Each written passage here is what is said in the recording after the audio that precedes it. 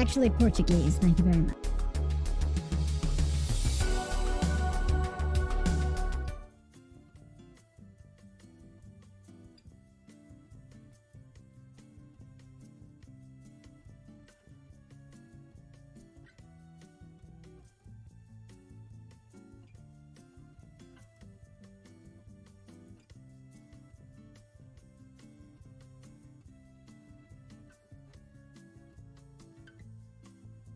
Okay, good. I turned it on. Okay, awesome. Awesome. Awesome. Practice your Portuguese, my friend. I mean, like, once I get around to actually, you know... Wait a sec. Mike over here. You guys over here. Once I get around to actually refining my Spanish, Portuguese is definitely on my chopping block. Probably Brazilian to Portuguese, because as far as I know, just trying to get the Portuguese, like mainland Portuguese audience is not really much of a priority. More or less Brazilian, because, you know, time zones. Speaking of Brazilian, hola a todos, bem-vindos a transmiso. Welcome to the stream, in short. We are going to be doing a couple episodes or a couple streams dedicated to Brazilian street food. I'll be with some twists, or at least some substitutes that I need to do. Because I could not find certain ingredients in time, or they were just blatantly unavailable to me outside of Amazon, which I want to try to restrict. I want to back off on using a lot. I feel like trying to use the resources at my disposal would be probably not only cheaper, because you know food is expensive, or it's getting expensive, but also it's, I don't know, it's like I can control when I'm getting it rather than rely on the inconsistencies of my the order dates. I read tamale. Okay, so what we're actually going to be doing are Pamonhas. I hope I'm the, okay, no, I pronounced the word like Panama several times over. Pamonhas. Pamonha. I'm going to go for I think Pamonhas. Pamonhas. Yeah, so they are like tamales. In fact, the way I'm going to be describing, or at least the way I'm interpreting this whole entire dish, is within that of a Mexican American lens, or at least my, you know, most of my dedication to, at least, Mexico and Central America, or the very Spanish-speaking, areas of the Western Hemisphere. If that makes sense, I spent a lot of time studying Central America, and as a result, Mexico back in university. But generally, when I actually saw the video, you know, showing how to make these things, all I thought was like, hey, these are tamales. Why am I just watching a video on how to make tamales? But no, these are a Brazilian version, or a regional version of at least the Mexican tamale, although it's not really inspired by it. There's a lot of, like, what's it called? A lot of similarities, but also differences in regional culinary tradition, if that makes sense. I don't know, it's me or the audio sounds a little muffled. Which side of the audio?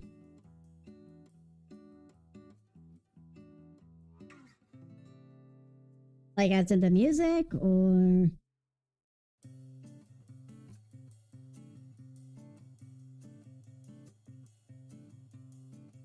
I'm actually going to quickly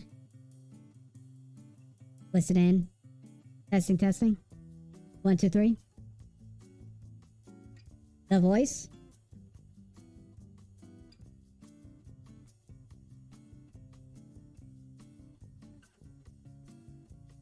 Testing. Better?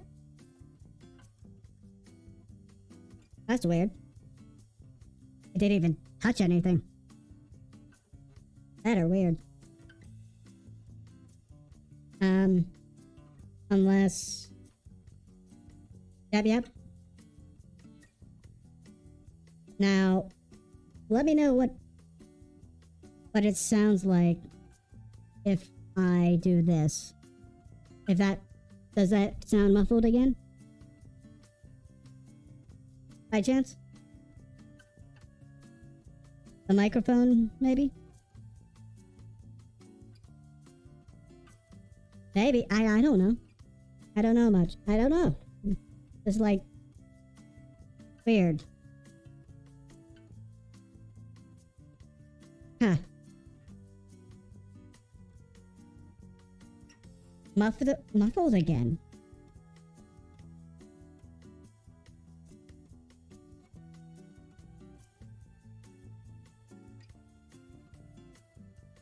Monitor only.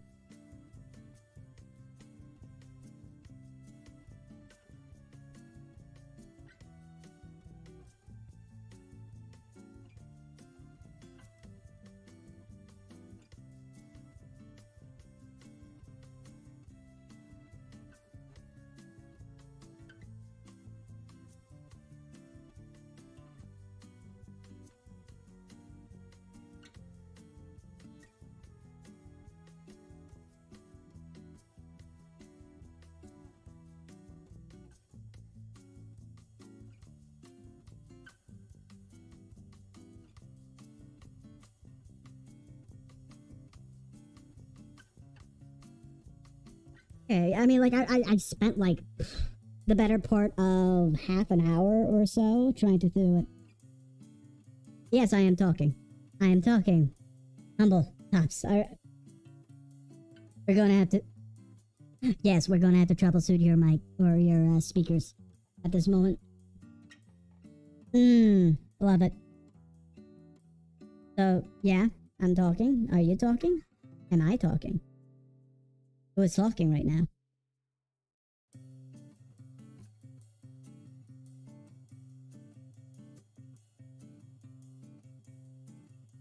Everything's on an audio track.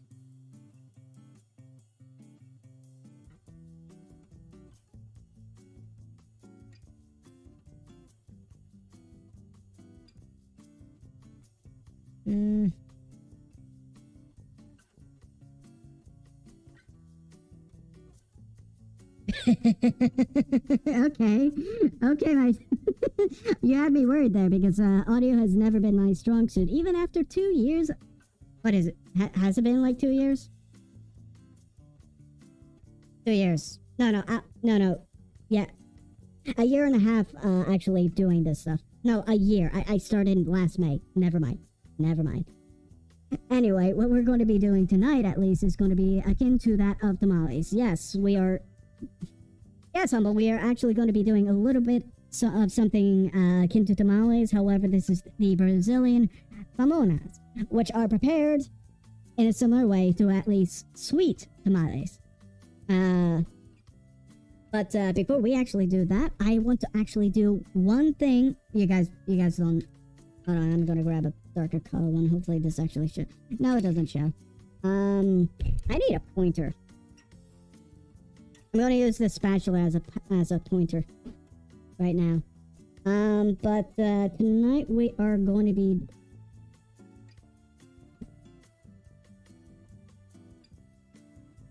Give me a moment while I switch my my screens here, or at least windows here, for my little digital recipe. But besides that of... Okay,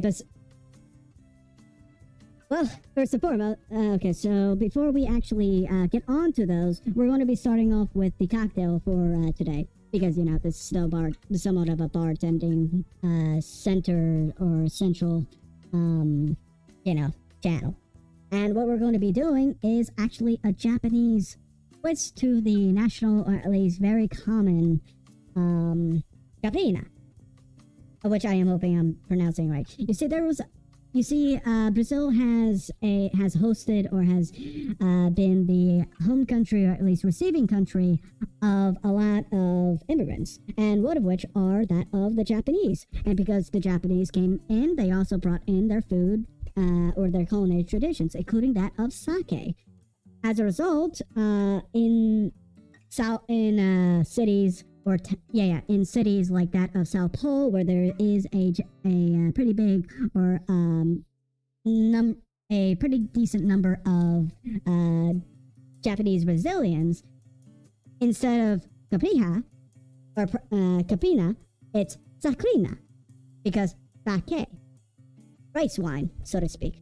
And it's actually prepared similarly to that of the Capina, which is a cocktail that uses cacacha, which is, or cacosha. I hope I'm not saying caca or some sort of like bad pronunciation right there, but cacosha, which is a rum-esque type of Brazilian liqueur. No, liquor. It's a similar to that. It's a spirit similar to that of rum. It's made with sugar juice. Sugar. It's made with sugarcane juices, which are then fermented and then distilled in order to make the spirit cacosha. However, that's not available in my area. I've checked about 3 total liquor stores, and I have none that actually have it. So instead, we're going to be using sake for the Sakerinha. But like I mentioned, it follows a similar type of recipe to that of the Capina. What we're going to be doing, or at least starting off with, is our limes. Tonight, or yesterday, I picked up, a good bag full of key limes, or fresh key limes, and which I'm going to be putting back right there. What we're going to be doing is actually muddling these limes, and first making a bunch of wedges.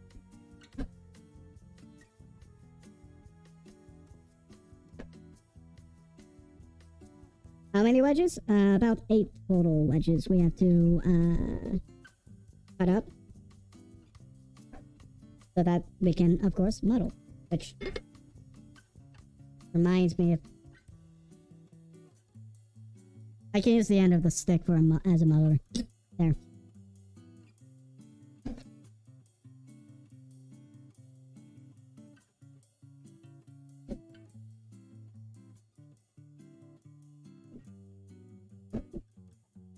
So you're going to be taking up to 8 wedges of limes and putting them to the bottom of a old-fashioned or low-ball glass. And from there, you're going to start muddling. I'm going to do a little bit of a close-up right here of me muddling our glass. And I just bring it a little closer. Muddling the glass with our... Oh, wait, no, I forgot. No, this is wrong. This is wrong. I forgot to add the sugar. Which in our case is going to be 1/4 of an ounce. Which... Where's my jig? I'm going to eyeball a little bit. And this serves as also something of an agitative... or it helps agitate and express the lime juices, if I'm correct. This is the same idea behind oleo sacralum or sacram, whichever or however you pronounce it. You pretty much are putting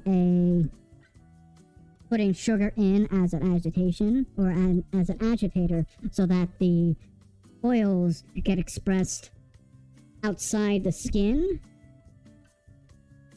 If you're using it in the peel, or if you're just using the peel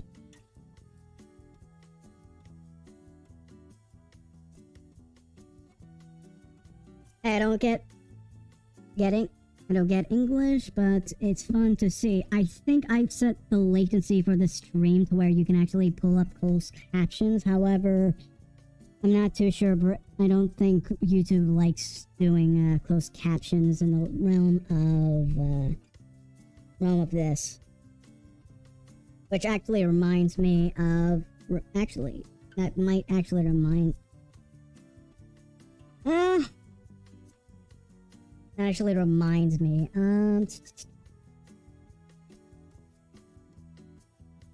I had to where's Google Chrome? Give me a moment.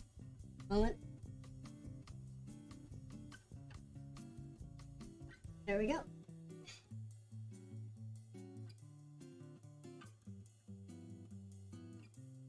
Let's see, history, setup.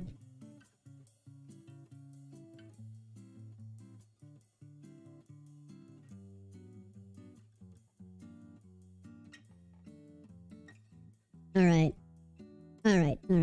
So now the stream should have closed captions on at least the Twitch side of things. I hope. I forgot to actually turn it on before it. Oh, hi, from Purple YouTube. Hey. Oh, hi, from the Purple YouTube, Raheta? Oh, no, you're talking to our friend here. Where are you from? Yeah, where are you from? We definitely won't track you down. We will definitely not put you in a trunk. We will definitely not, bring you over and, have you, get stuff filled with grandma's, tamales. Okay, I think I muddled this enough. I think I muddled this, I think I've muddled these limes up quite well. Now, from here, you're going to then add about a total of 3 ounces of sake. I'm using Jumei style sake, which is a more savory type of rice wine, which I believe actually grinds down the rice down to like 70% of its mass. Which I did not know much about when it came down to sake production. Interesting stuff.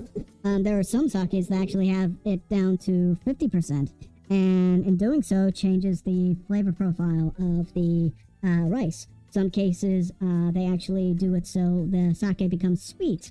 In our case, the junmai, because it's because of, I think, because it's 70% ground down, it produces a savory flavor, which I feel like should complement our sweet and sour right here. It would never occur to me to mix lemon with sugar and sake. I would actually recommend not even lemons or limes to do it. I would recommend actually making a oleo sacrum. Yeah, there we go. Oleo sacrum, not sacrillum. Sacrillum is a philosophical or metaphysical thing that has a lot more. It's not meant to. I can't describe sacrillum right now. But sacrum is. I would highly recommend the oleo sacrum instead of that of a lemon or I think lemon sacrum or lime sacrum, solely because I like oranges, and making orange a oleo sacrum will make the sake very orange and sweet. If that at all makes sense. So after you get everything in. So once you get everything muddled together, sugar and lime, you're going to be adding your ice.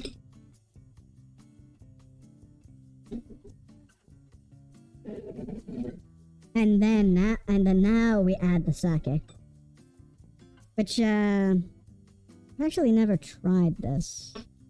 beforehand. I only grabbed the one that I've read about. We're gonna use our Pippa standee for a moment. Just to try this. It recommends chilling it before serving, or at least trying it, but I don't think it would actually matter if we are putting it over ice. Okay. No, this is definitely a savory type of it has a hint of sweetness. It has a hint of sweetness because, you know, rice is sugar, or rice is almost raw carbohydrate once you get rid of the thing. Once you get rid of the what you call it? The germ, and yeah, once you get rid of the germ, I think. But no, for some, also another strange, strangely, this one's, or the, Sakemoto, friend of Junmei, sake actually has, like, some sort of spice, for one reason or another. So, that's going to be a interesting, addition to our, Sakerinha's, profile. So, yeah. One last time, we are going to be adding up to 3 ounces of sake.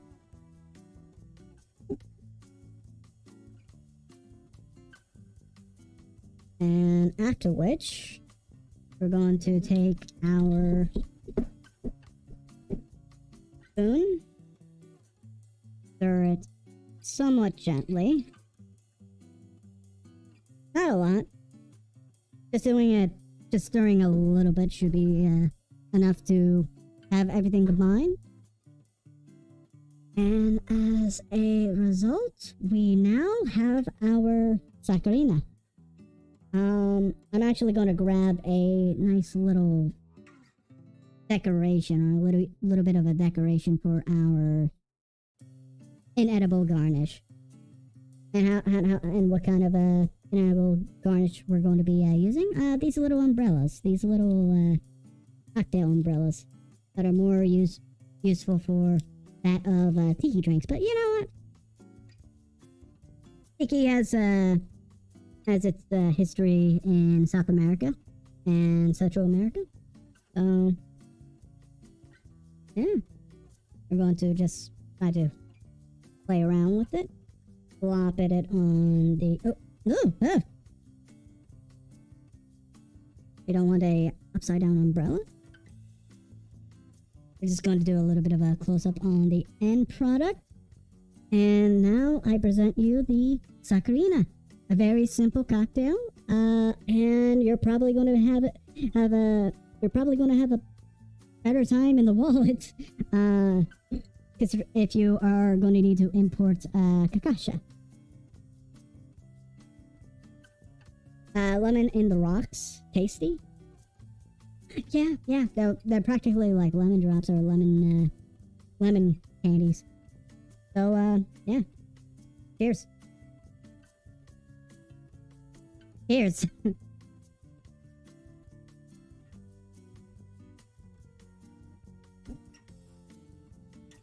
There's that spice. Or that, like, heat. From definitely the sake. The lemon, the lime really brightens it up. And these are key limes, so they're somewhat actually more sweet than regular wines. Regular limes. There we go, not wines. Yeah, Mexican key limes. And that of Las Palmas, Colima, Mexico. But yeah, I barely get any of the sugar, which I guess is a good thing. I'm not trying to bury the whole entire drink in sugar. It's very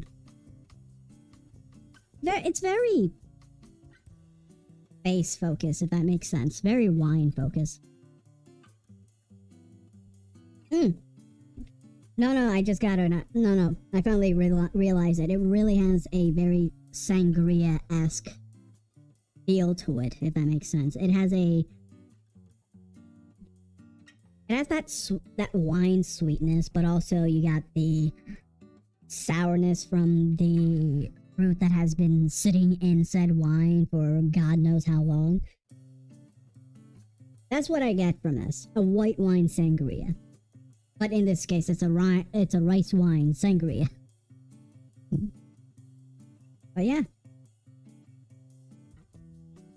That's gonna be what we're gonna be sipping on for the rest of the night. If not, we're going to be making more of those, because at least knowing the reputation of making tamales, and comparing it to my family's, okay, so every Christmas my family actually gets together to make homemade raviolis, and that itself is what is it, like 5-person undertaking, because not only are we making raviolis for us, but also our extended family members, or even friends, or anyone else that goes under the umbrella of an Italian family group, which can be up to 100 people. Anyway, that whole entire task of making dumplings, I assume, is the same amount of labor, or time and labor. It has the same, at least somewhat the same, or at least the same feeling of preparing tamales. So let's get around to actually making our Pamonhas. And how we do that is quite simple. First and foremost, we're going to need our corn. Now, the recipe I'm basing this off of the recipe that I'm using for tonight calls for 3 ears of sweet corn, but I also read in the video comments. By the way, the recipe is down in the description below via the link. In the comments, the author of the video actually puts out that you don't actually need to use sweet corn. And I'm wondering if canned corn can actually be used. Maybe, because, like, this is sweet corn. Sweet corn is pretty good when it's canned. And although it might be a little boiled, because, the canning process involves boiling a certain, or a good, or food until all the bacteria is gone, or most bacteria, and then you get something called, bronchitis. Is it bronchitis? No, not bronchitis. Botulism. There we go. But, no, we're gonna be cutting up, or at least we're going to be shaving these corn cobs, so that we can then add it to the blender right here with some water. And that'll make at least the first part, or at least the first ingredient of our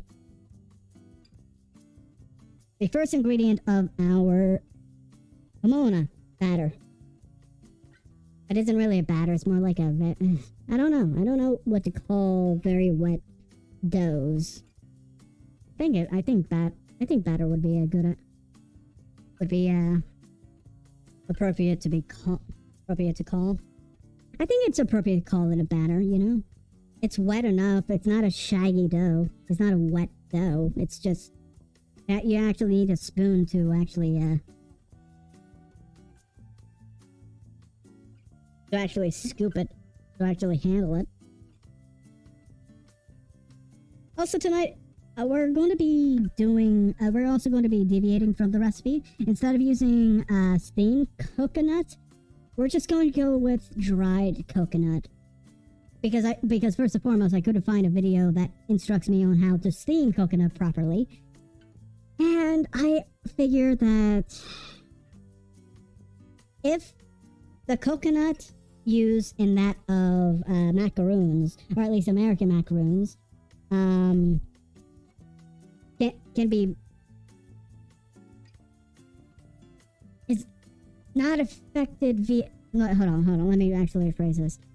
The way or at least I argue, is that the moisture in that of macaroon batter, American macaroon batter to be specific, you know, with the coconut, sweetened condensed milk, and I think maybe eggs, if I remember correctly. It has been a long time since I even had a American macaroon, but either or,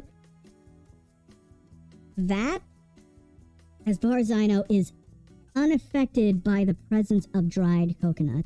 And even so, we're not baking these pamonhas. We are going to be steaming them. So the amount of liquid in the batter should not be too... I should not concern too much about the liquid in the batter, at least.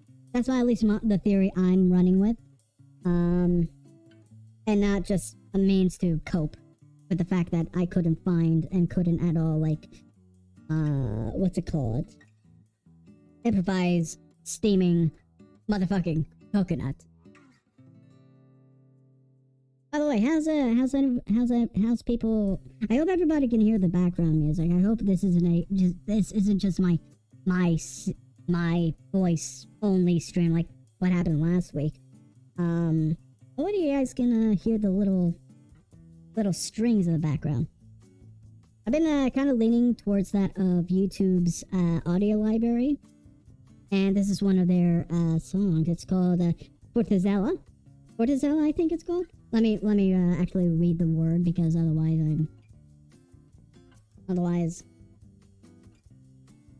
Fortaleza. There we go, Fortaleza. So there's that. All right, we got through our first sweet corn, or first ear of corn.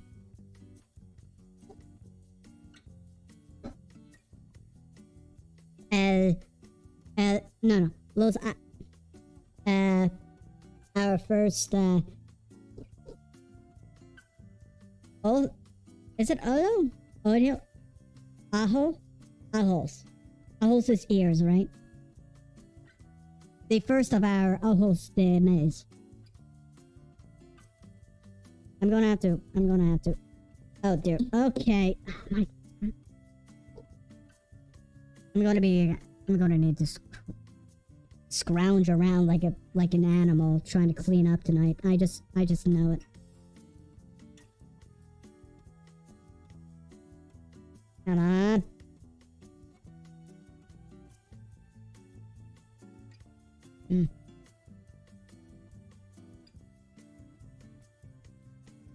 Okay, what if I just...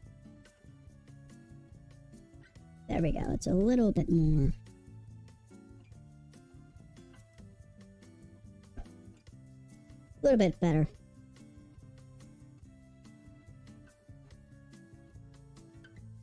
My god, these kernels are just dropping. Getting everywhere. It's so... I think that's... Let's just actually... Yeah, let's do this. Let's actually put it into the container so that we can actually catch everything rather than let it fall off the table for me to later clean up before the rats come by and gobble it all up. I am sorry for interrupting you, but I have doubt. I have a doubt, since I am relatively new to the community. How did I start in the world? Well, Humblepot, when a daddy Himm and a mommy Himm get together and love each other very much, they produce a Himm, or another Himm. That's how I started. But jokes aside, I mainly did a lot of gaming content, which wasn't really pushing numbers and was affecting my little noggin, because it's not a very creative endeavor doing a lot of games and just playing them. You're not making anything, you're just spending time behind a screen. So, as a means to better not only my little brain, but also to have a sense that I am creating things, I have started this content, or I've made this content. It's not like I started this out of the blue. I actually did a lot of research. In fact, I did a little bit of a prototype arc, if you will, a little prototype or a content creator arc, learning how that of onigiri. And I know I'm like saying that onigiri has been a major influence, or at least a very big inspiration in my current content, but you know, I can't really say otherwise, because because here's the thing, when it comes down to like bartending YouTube, there isn't a lot of players or a lot of people that are doing cocktails in the same format as I do, or at least cooking videos in the same format as onigiri, which is kind of understandable. Fuck you, fly. The fruit flies are back, by the way. Which is understandable. It's actually quite a... Sorry, I thought I heard a smug alert here. But it's understandable. It's actually a big ass to like set up a little I have to add it to this, not put it on the cutting board. Doing the cutting board. It's a big ask, a big monetary ask at that, to set up a little studio of sorts in your kitchen. There's also a lot of audio balancing I had to learn on the fly, because unlike my closet, which I did a lot of my, in fact all, if not most of my content up until May, I spent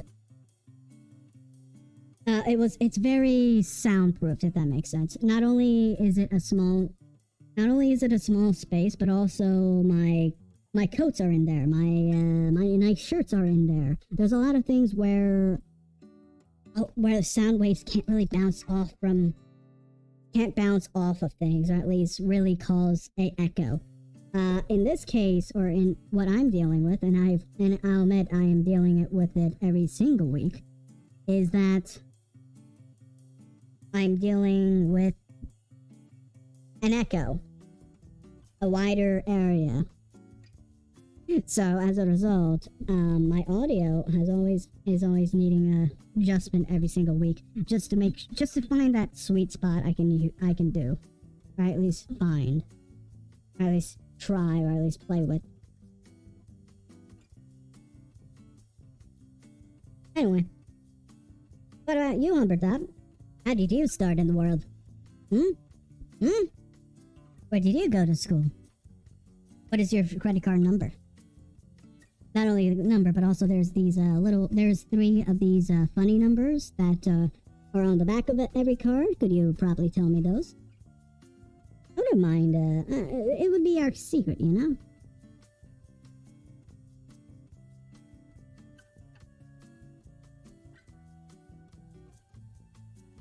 Eventually. I know I'm not supposed to cut towards me, but I don't care.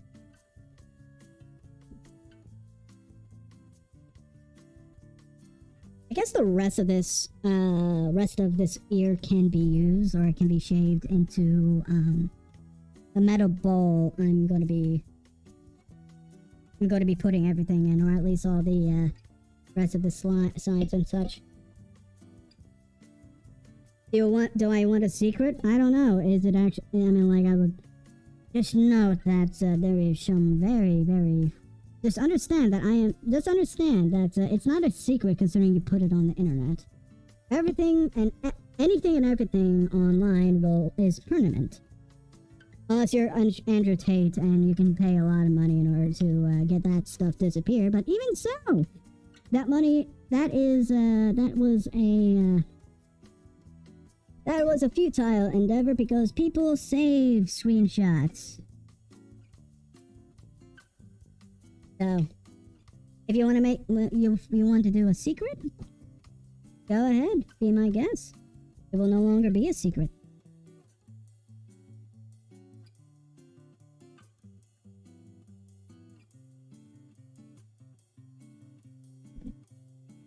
and we should be done with the corn here. There we go. It's mostly for textural. I assume it's mostly for texture reasons why we leave a little bit of corn in, or whole kernels. Okay, I just realized why a straw was probably not the best implement.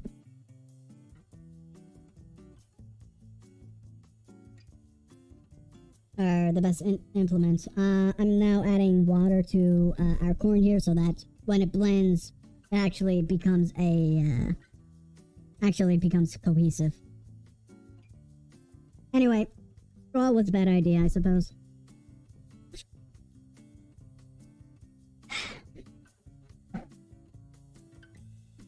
Well, get me out of the basement so I can tell you. No. You will stay in my basement, and you will drink the bleach I provide you.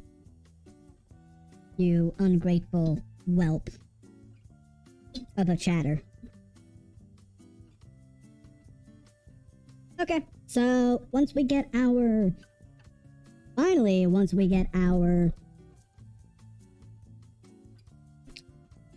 Let me just like restructure my brain right here.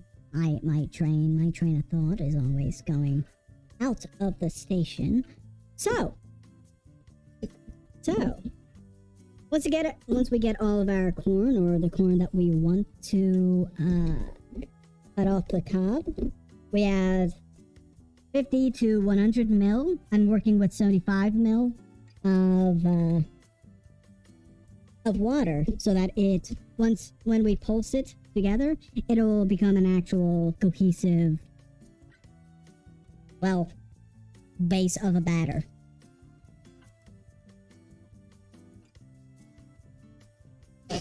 There we go.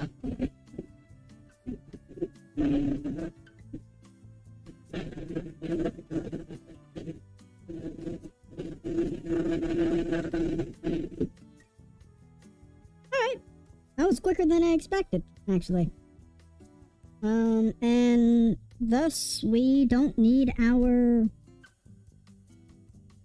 blender anymore, because after that, that's it.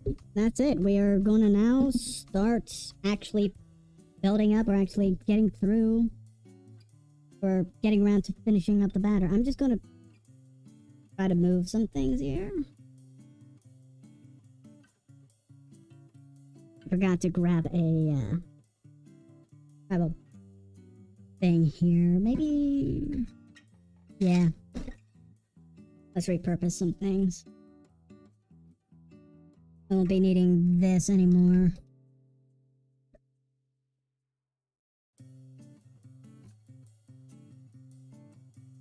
Scooping this out. There we go. Actually, we're just gonna do this. We still need to use the cutting board as a barrier between the table and the little tamale station we're going to be setting up real soon. Yellow corn juice. I don't know. He seems fake. Hey, this is cream corn. Thank you very much. It's a American delicacy. But you just wait. You'll see how the batter is after we are through with actually combining our combining the dry to the wet ingredients. Oh, that was a weird slimy sound. And I just realized I don't have a spatula. Mix things with.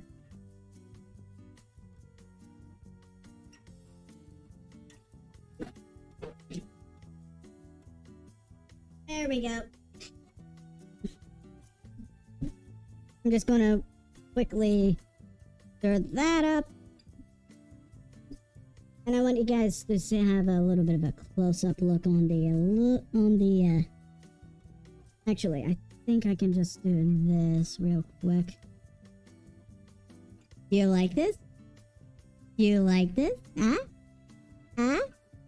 Look at it. It's so beautiful. It's so pale.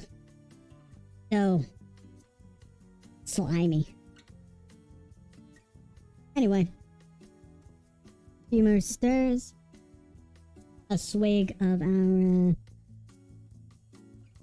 our cocktail. With that, here my grandmother makes a good Ooh! Yeah! Yeah! Pandererote! I hope I'm pronouncing it. Yeah, I bet I pronounced that right. Pandererote. Cornbread. Ah. Would have sworn it was maize.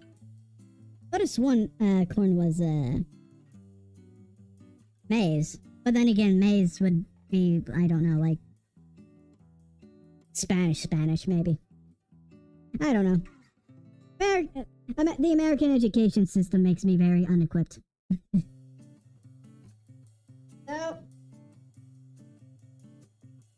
okay, so I kind of pre-measured all of our dry ingredients, which should be too much of a hassle now, or isn't a... Hold on. Pre-measured all of our dry ingredients, so this stuff becomes streamlined. Also, I'm working with a small table, so anyway, I'm gonna start with pouring our sugar. That's about a half cup's worth of sugar.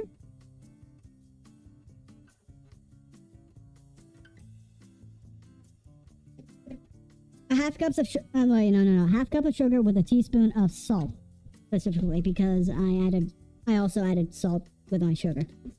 I'm going to be doing a little bit of a stir up on that. Get the crystals nice and dissolved real quick. And then I'm going to be adding the flour. I don't think there is much of a problem when it comes down to how you mix these. Just, I assume you're supposed to mix it so that a batter forms. Not very lumpy, but a batter with a few lumps, so to speak. Sort of like pancakes. Or at least, if those are familiar with that, the Jiffy brand cornbread. Like that of Jiffy Cakes. Or Jiffy cornbread mix. Or batter. There we go.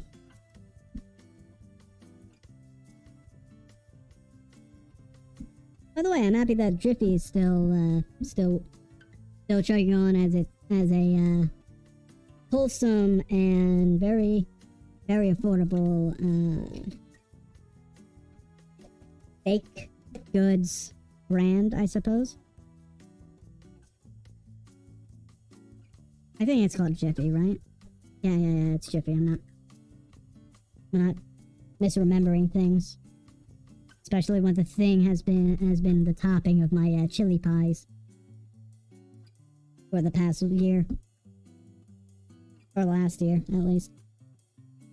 I should try that again, or at least make that again. Oh yeah, next, I'm adding up to, a half cup of cornstarch. Which should really thicken everything up.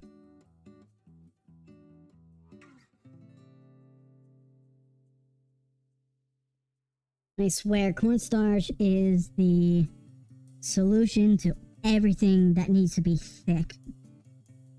Sauces? Just make a slurry with cornstarch and water, or even it's cornstarch and a broth.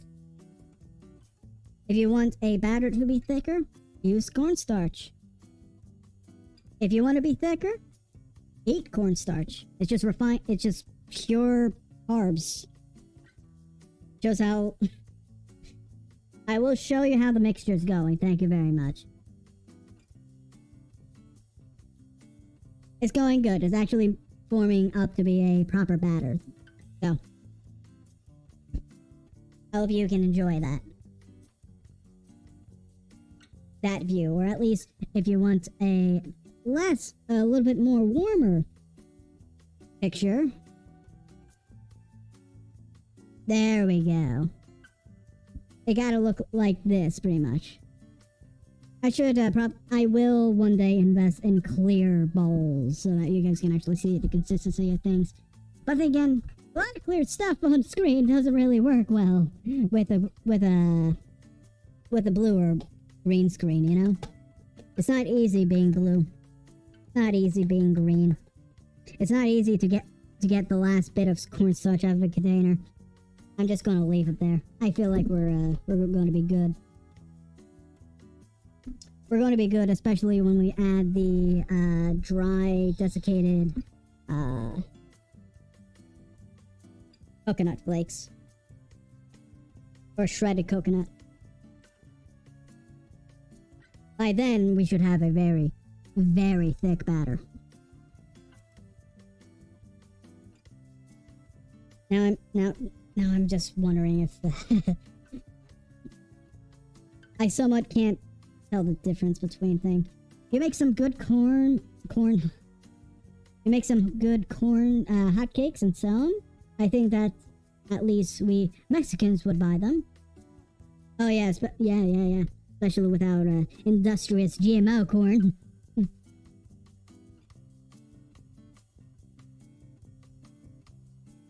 Those are what we call Johnny cakes. Or at least those, the Americans out in the West. Or Southwest, at least. I have never met a Midwesterner that called corn-based, there you go. Corn-based, pancakes or hotcakes as actual Johnny cakes. I've yet to actually encounter one. And those on the East Coast, or Americans on the East Coast, No, on the West Coast at least, or especially the Northwest Coast, still nothing. Sometimes you just have to actually differentiate the hotcakes or the corn hotcakes that you're putting out, just to make everything clear. You know, when I was younger, I used to hate coconuts. It isn't because of the taste. It's more like the texture, because it felt very like chewy and dry and such. I'm going to move our pan here. We're going to be going into our pan cam real soon, or eventually. But let me show you how I'm at least trying to put together everything here. What you're going to want to do is add about 3 cups worth of shredded or steamed coconut, depending on how you're able to actually access them. I'm just going with dried coconut because it's the easiest. That's weird. Anyway, we're going to move that out of the way.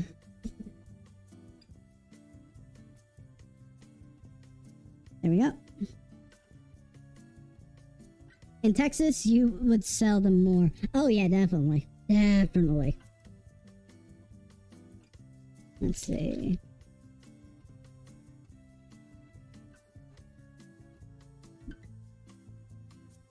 This is actually smelling like that of a macaroon, or American macaroon. Again, American macaroon. If I remember correctly, those macaroons were actually made by Jewish Americans in New York City, or at least that's the origin story, or at least one of the origin stories of the American macaroon. Which of course it's different from that of these French macaroon, despite of its etymology being practically the same thing, because macaroon is simply a simply linked to that of macaroni. Macaroni, of course, Italian and shit, whatever. Or as a very Italian influenced word.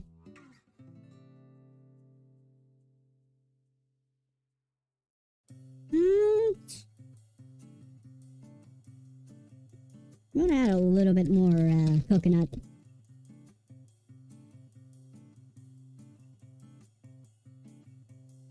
Make it less wet. The Selva! You missed most of the process! Most of the work! Wait, did I update? No, we're pretty much 50 minutes in, even with the time I set beforehand.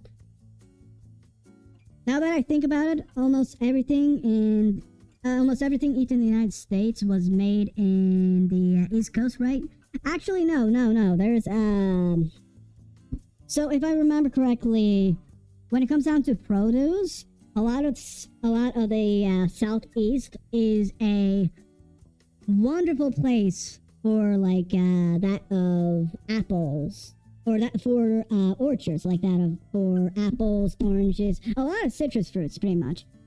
In addition to a lot of melons, crops, onions, like for that, like for example, Georgia, I think it's Georgia that, or at least Carolina, that has a specific spot where you can get a shit ton of Vidalia onions. A lot of produce comes from that, the southeast. The cereals are more within the, the Midwest to West Coast.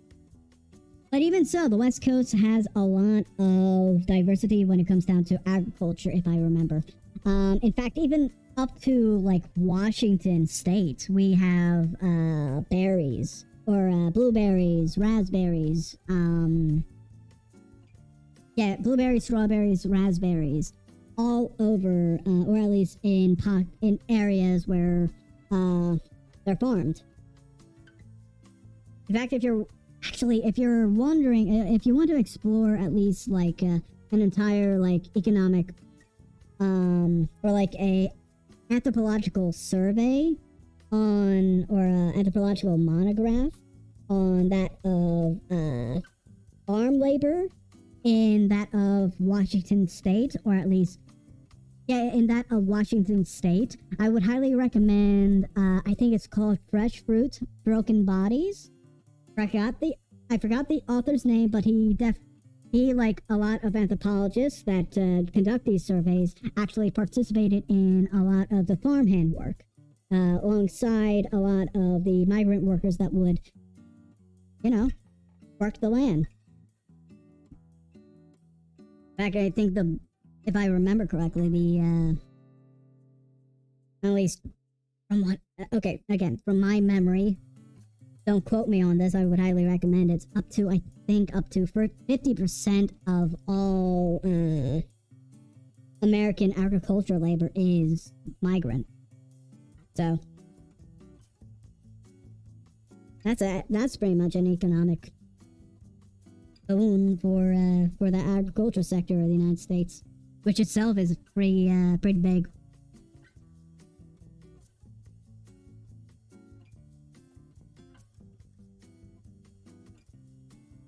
De Silva, I'm making Pamonhas. Pamonhas. I hope I'm pronouncing that right. Because when I was actually listening to it, when I said it the first few times, I was just saying Panama over and over again, so I will definitely be delving into Brazilian Portuguese. Not mainland Portuguese for I don't know, like brand, or at least like watcher retention or whatever. I don't know. I think I'm done. I think I'm good. I think I'm good when it comes down to this batter. It's solid enough to where I can it's actually thick enough, very thick enough to where I can actually show you guys what it looks like on screen here without it, falling over. It's kind of dripping out right now. Better said, almost all dishes were created there. Yeah? Okay. I think that is it. That is it for everything that I need. I'm just gonna throw that to the side, or throw the spatula to the side, because we're going to be doing something fun and definitely not labor intensive. The good thing about having like ears of corn and instead of like cans, or using cans of corn, is that you get your wrappers for free, or with the corn. So yeah, seems like I have a little bit of arts and crafts kind of a job right now. We're not going to be using precise measurements. We're just using the tablespoons that I use for soups and such. So we're going to use that right there. In fact, if I remember correctly, that's pretty much how my family measures their parsley ricotta. Parsley ricotta. Mixture that we use for our raviolis. I need to have this. I want to have this at some point. Seems good? I hope so. I hope so.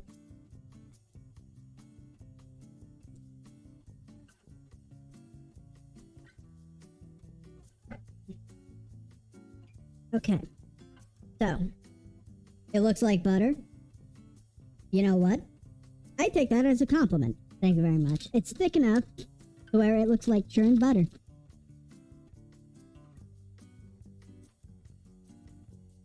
Okay, time to get to work.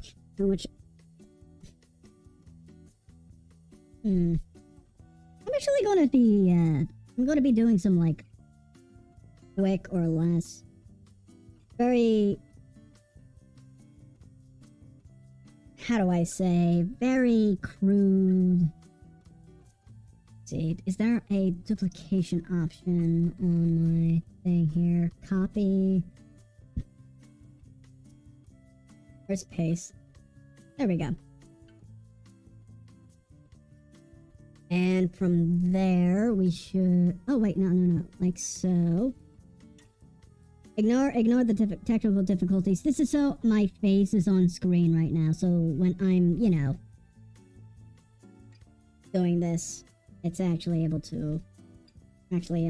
Oh, yeah, I can't do that, really. Because I would actually be thinking.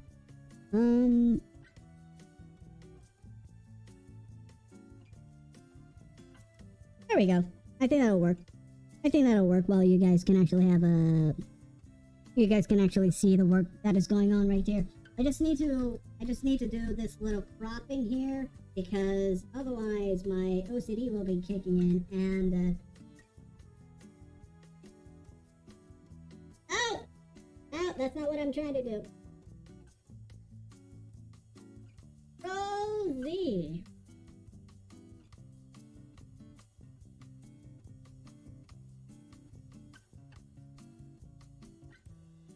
We're getting there. We're getting there. There we go. Okay. Okay, so we're actually going to be doing a little bit of time. Double Himm, double fun. 2 bodies, 2 cats, 1 ambition. Get through this. And in fact, okay, I want my stations to be set up and ready, or at least somewhat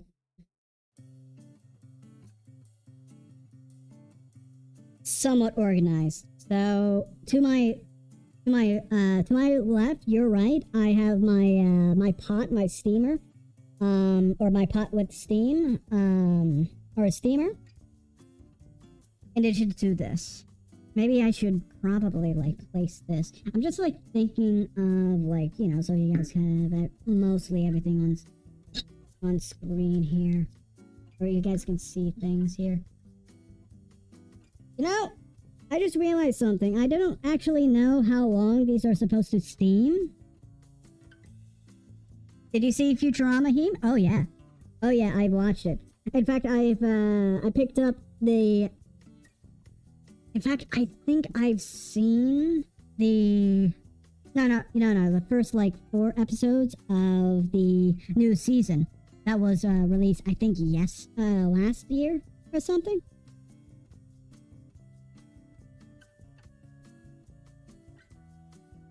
I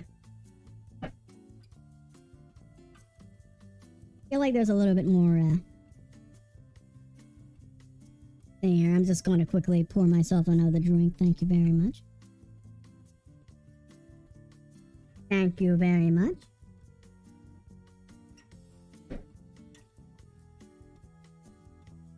I'm also going to be quickly expanding the YouTube chat because I'm barely seeing. My aunt says, what? What is your aunt? Your aunt says no? It appears to take an hour and a half to finish making Pamonhas. Are you talking about like actually like wrapping them up, or are you talking about like or are you talking about like cooking them? Because that doesn't sound right. Dumplings take a short amount of time. Okay. Oh. Okay. It looks like I'm gonna have to like keep this nice and straight.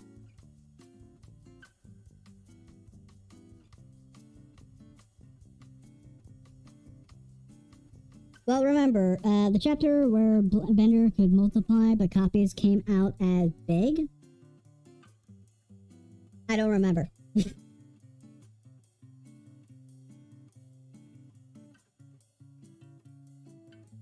Actually, Humbertop, if you can help me out, if you can help a kitten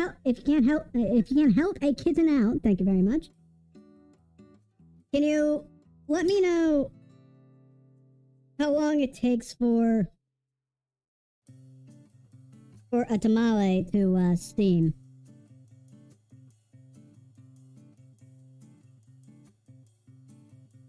Because I'm worried it's gonna be... I hope it's short. Okay, my first tamale, my first Pamonha. Not so good. Let's pull out a bigger husk. Other than that, and that'll probably get us results. It's splitting up, fuck. Ugh. I thought it was gonna be easy. I thought it was gonna be so easy with this stuff. As it turns out, I was so. I think it's for the whole procedure. Well, okay, that's good. I'm hoping that the cook time is something less than that.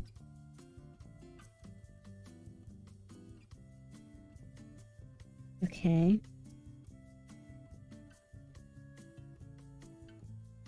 Actually,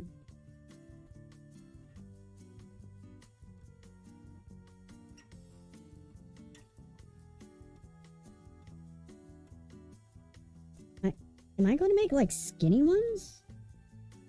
What's happening? Long messages? Oh.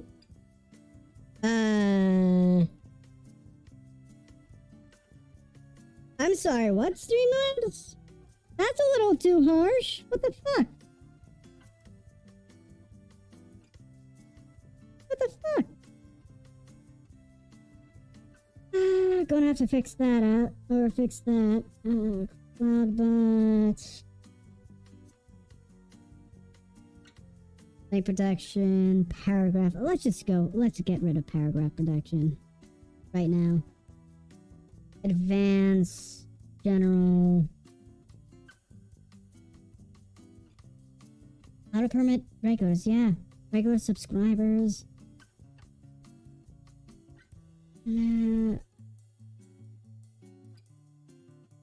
Okay.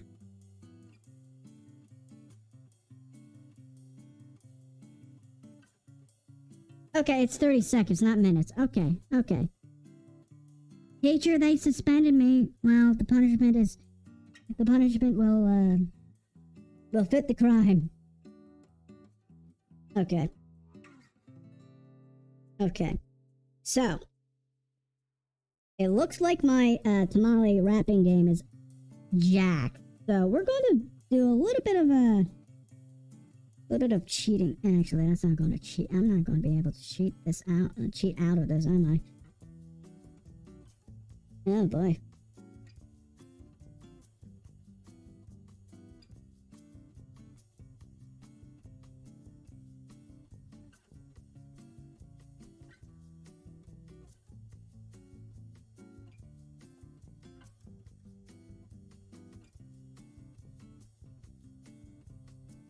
That's a fail. That's a fail. Okay. Okay. Okay. Okay. Got it. It's so easy. Maybe it's just the amount of filling. Maybe it's just the amount of filling I put in.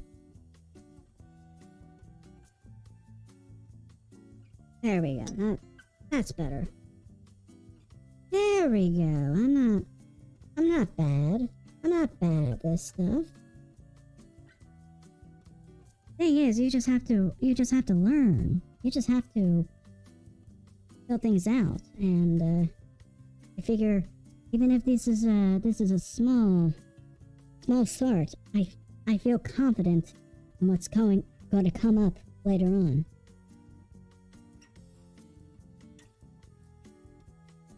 Once the there we go. Oh dear. Come on.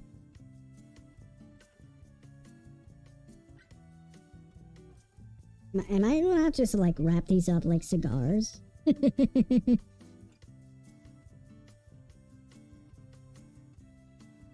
The shit? Sorry. This is the first time I actually did this. Oh, it's leaking. Okay, it's leaking. There we go. We'll just leave it at that. It's fucking... The fucking husks are actually... Okay. Do I have to, like... do it this way?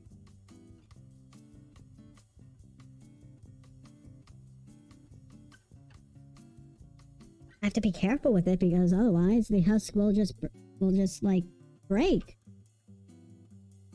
Teacher, if you could read what I wrote. Let's see. Let's check on Restream real quick. That should be our go-to real quick. It depends on a lot of dough on the size of the pot which you will bake, because you have to add water. At least that's how it is here. Well, that's I know. I'm aware that this isn't very much a pro production.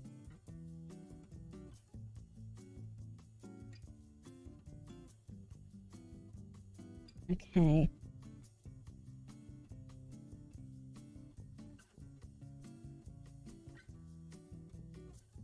I thought it was going to be easy tonight. I thought everything would just be just peachy. But boy, was I wrong about this.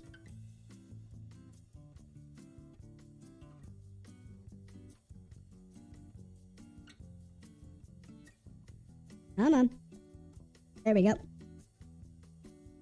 That'll do.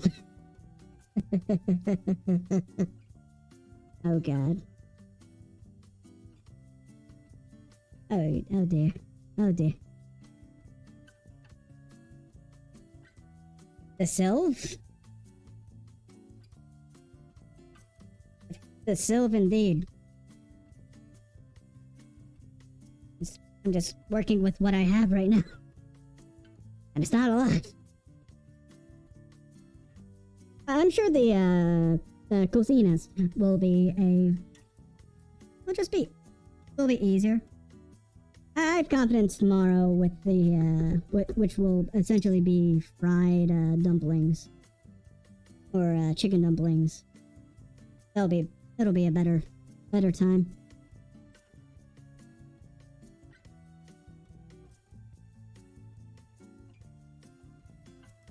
There we go.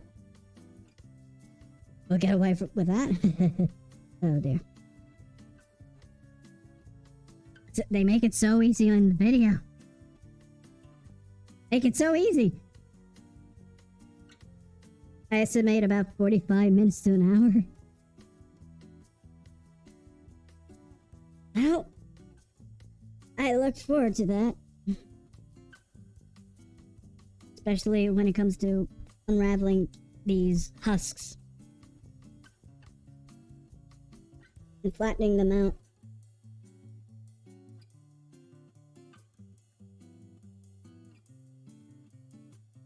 Okay. I'm actually going to make a dollop in the middle here. Shore up the sides. And then fold the sides up. They're not going to be lengthy. That's for sure.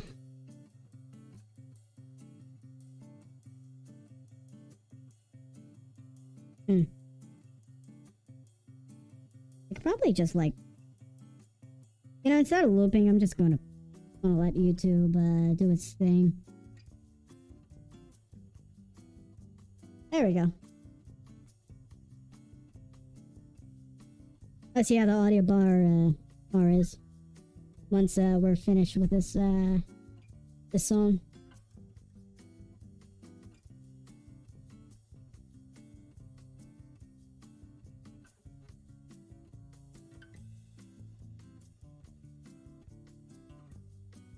There.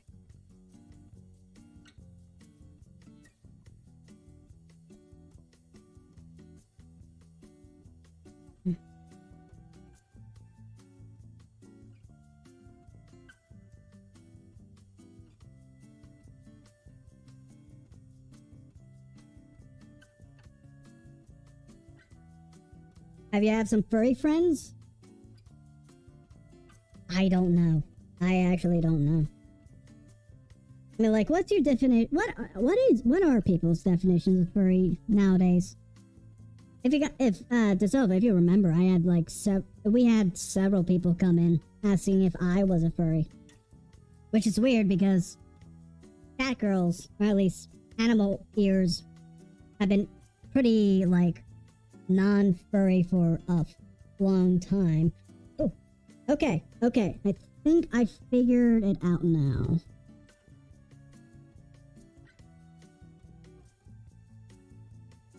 Or at least the more cigar-looking look. Which at least I'm the most familiar with, solely because of Bayou-style tamales. But these aren't tamales. Despite my only reference to something like this being only tamales. Nope, I take it back. That didn't work out.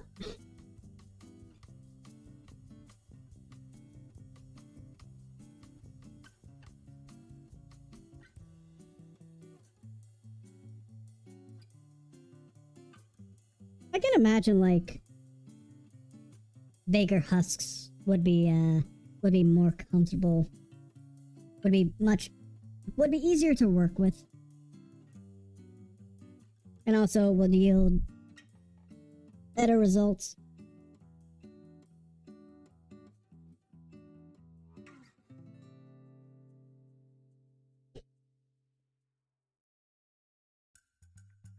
On the right side, if I can't figure out how to properly make all of these, I can probably just make this in. I can probably fry this up, or fry this batter up in a sort of like a Johnny cake, or make it as like a Johnny cake.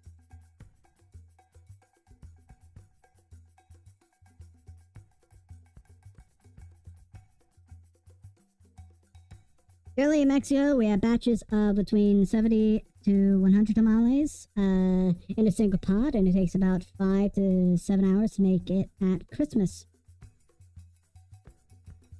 Yeah, I would expect that. Yeah. I'm betting the whole family is helping out in that endeavor. Or at least most of the family. Hopefully. I'm already feeling a little like, I need to just get a chair. I'm gonna get a chair. Actually, no, I can't. But I can't. I could probably, like, drape something over it. But I don't have a blue blanket, unfortunately. So I'm gonna have to do all this. I need a furry version? No, I don't need a furry version. No, I do not need a furry version. Thank you very much.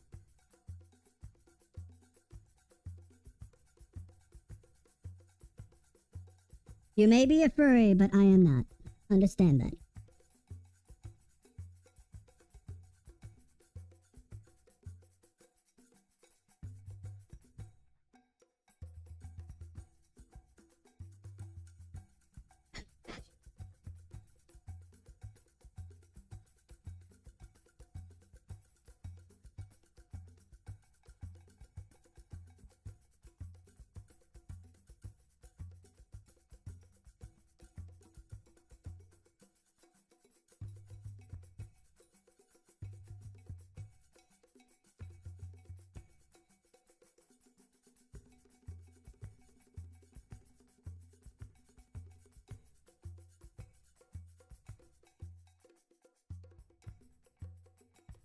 I'm gonna make it? Go ahead. Throw your money at people. There's something that there is most art that I will not condemn throwing money at artists for making, you know? Leave it to some, Yes, I'm an egg. I'm a furry egg. Thank you very much.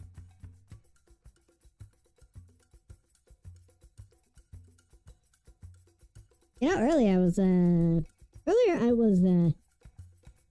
watching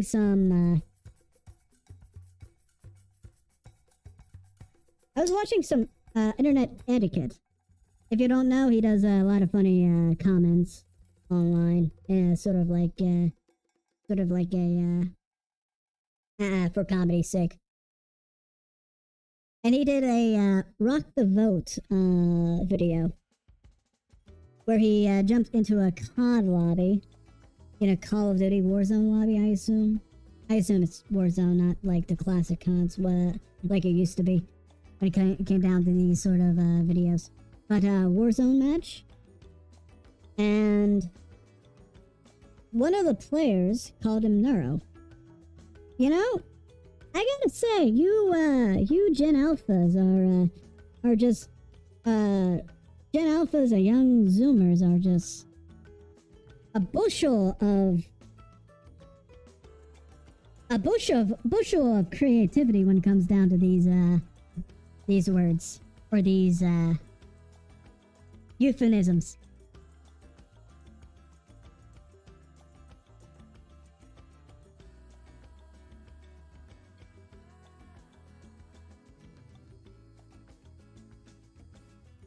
With a collar and everything?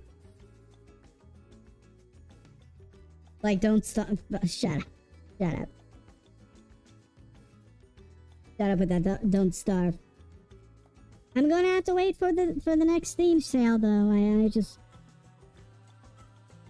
do understand that I was very busy last week and didn't dedicate enough of my brain power to that for that Don't Starve.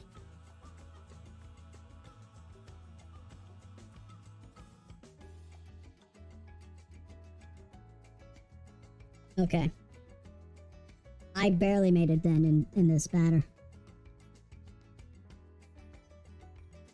But I think I finally cracked the code. Finally cracked the code when it comes down to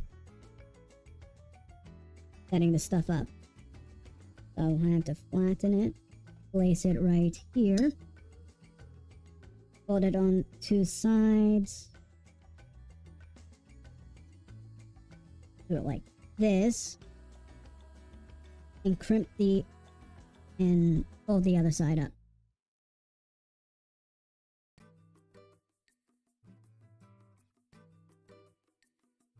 Right now, I know I'm doing it a little. I am doing a little bit of a crude job with that, but I think the synapses are finally firing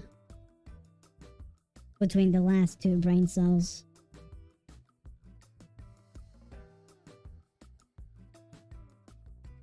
Too small.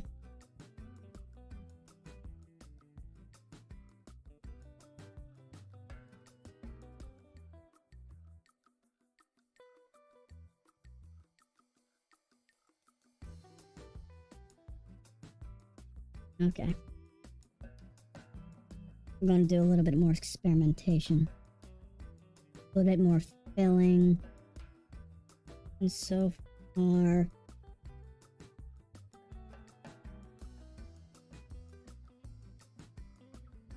and it's wrapped, it should be fine.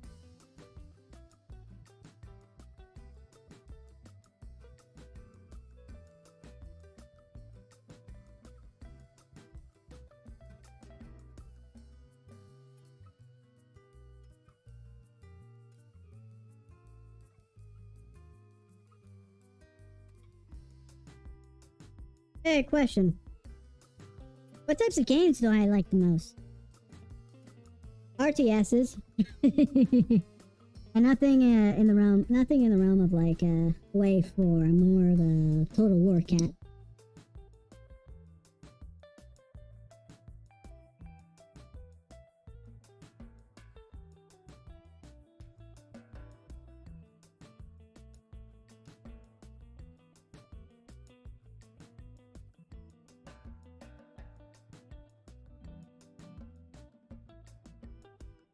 Now I know for a fact that you can pack these tamales pretty, or I know for a fact that tamales can be packed pretty tight in a steamer or in a pot. So I'm gonna let them touch a little while I continue this process.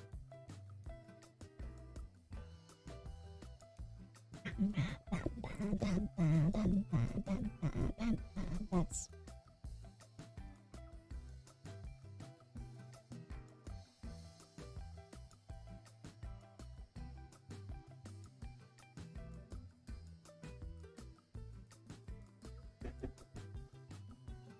like Dota or Warcraft? Nope.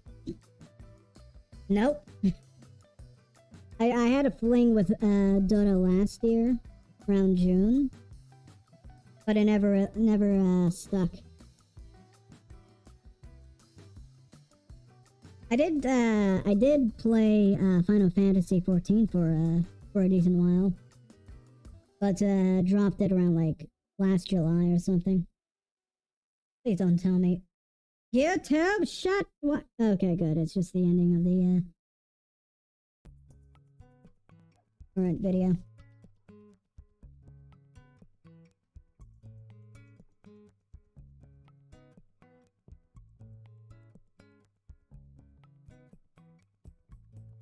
There we go.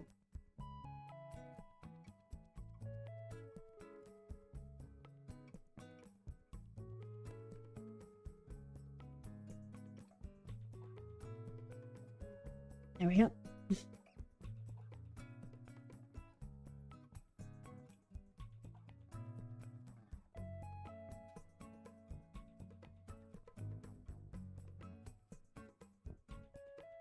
Nope.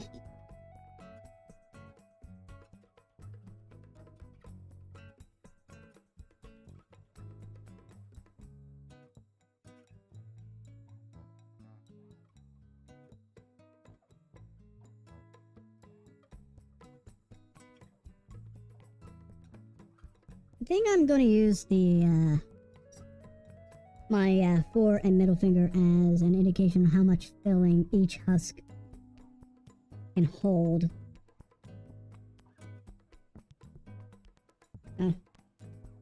Hopefully that theory comes out very tried and true.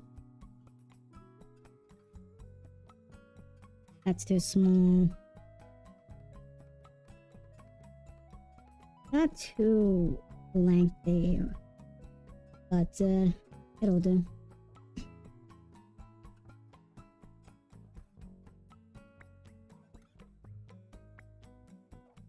Lumbertop, remind me how long should these steam for?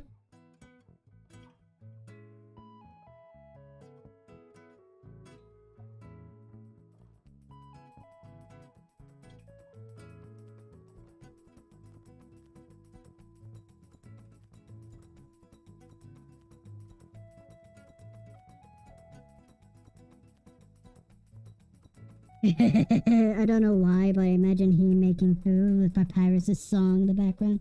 Hey, if I remember correctly, Toby Fox actually allows the usage of all of Undertale music in creative productions, or at least in a Creative Commons format. And that's the reason why a lot of content creators use his songs, not only because they are bops, but also because what to call it, they won't get the hammer of copyright struck on them. Or you do something like me and just like explore around in the YouTube audio library, which should have its music free to use, or at least usable in a Creative Commons fashion. I hope.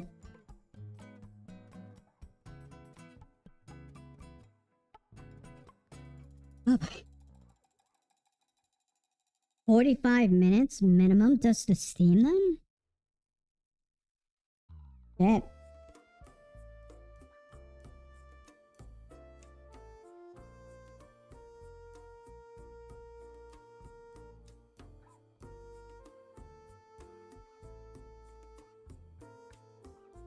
Yeah, too much. I bit off more than I can chew with this husk. Hold on.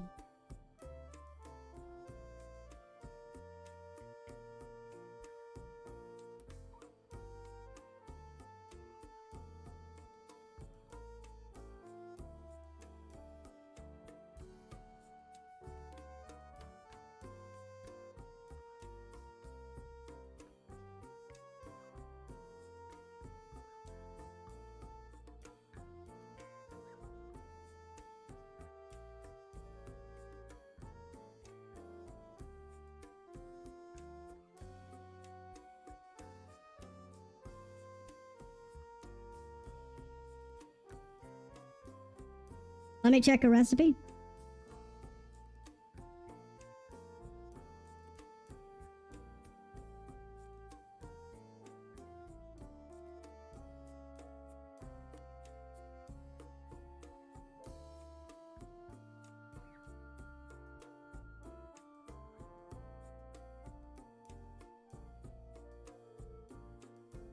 Let me see if I can fix this one at least.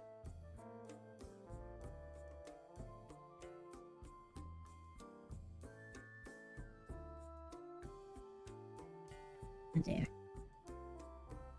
My gloves are ripped too. I should probably replace them. Yeah, that's not going to be saved.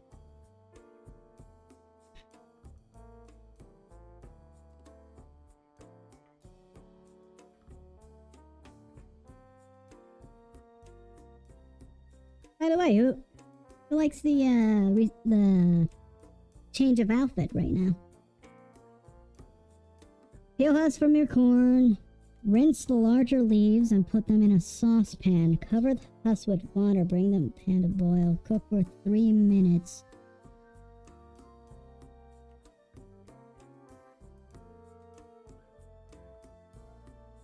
Oh. Am I supposed to Brazil mention Pamonha? Holy shit! Rocking the chef out. Thank you very much, Cleo. Yeah, give me a moment while I actually read the actual name up close. Thank you very much, Silo. Thank you very much. And yeah, we're working with Pamonha. Slowly, but surely, we will overcome this. Cut off the corn kernels with a sharp knife.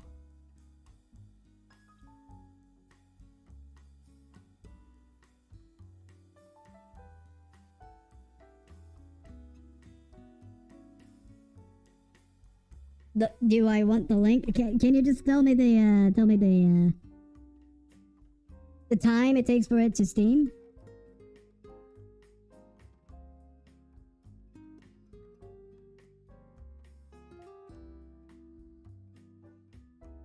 On.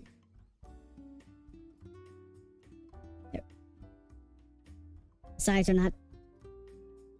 That's a discarded. Oh, this is I have no idea how to make boom. I can recall an older woman and family reminiscing about how they used to make it in the old days. She spoke of it like a Vietnam vet speaks of trees. For you know what? I feel that woman's pain. I feel 40 minutes. Put your pamonhas in a large saucepan, cover it with water, bring the 45 minutes. I think I picked the wrong recipe. Unfortunately. Okay, so we'll do at least few more, and then we can go into like a little bit of like a just chatting segment. Or we can talk about like spicy things. Like the boys or something.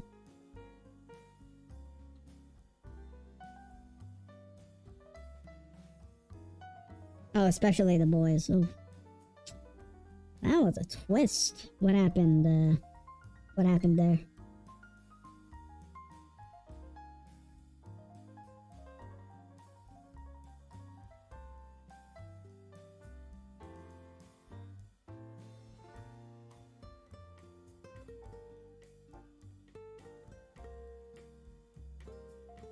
Do I have to worry about if it's like 100% sealed up?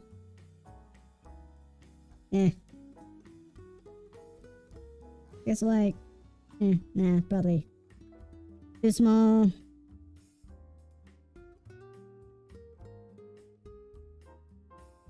That broke.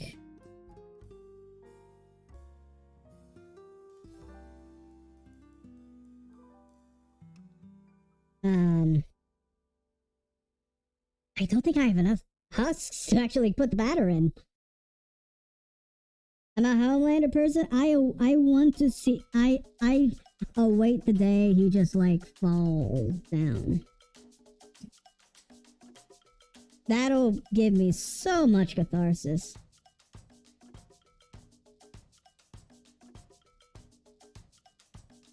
I look forward to.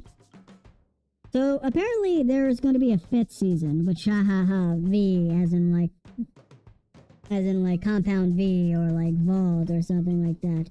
Wow. How coincidental.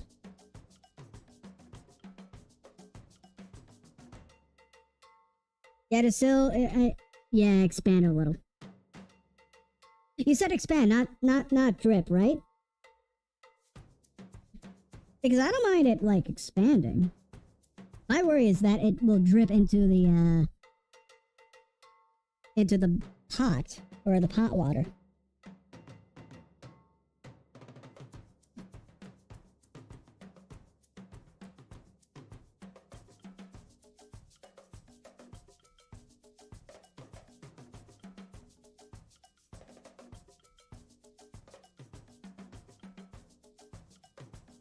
What would Himm-Chan's powers be if she gets Compound V? I don't know. Probably like the ability to talk with cats. Probably that. And therefore I will become the ultimate cat lady.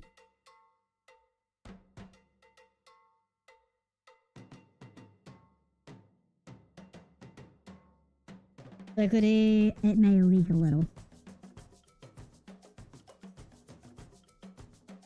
I mean, it's clumpy. I wouldn't say liquidy.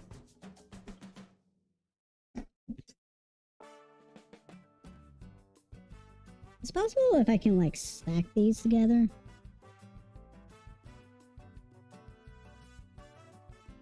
Only problem is that it's a difficult time keeping these flat, which I assume the husks were supposed to be boiled, or at least steamed a little bit before I started using them. That's what my assumption was, or is right now. Just that I didn't know that the video that the Silva sent didn't include that detail.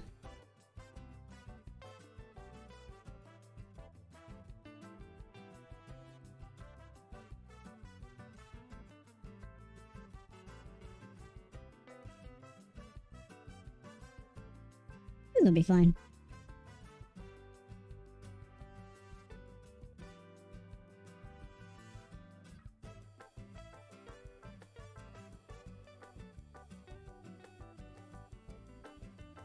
It'll be fine.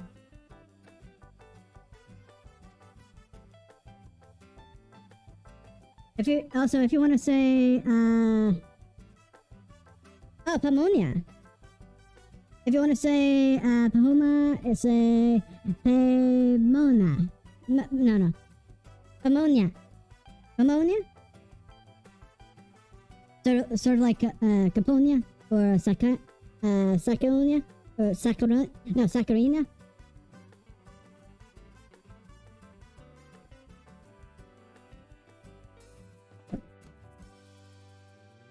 Make a big one?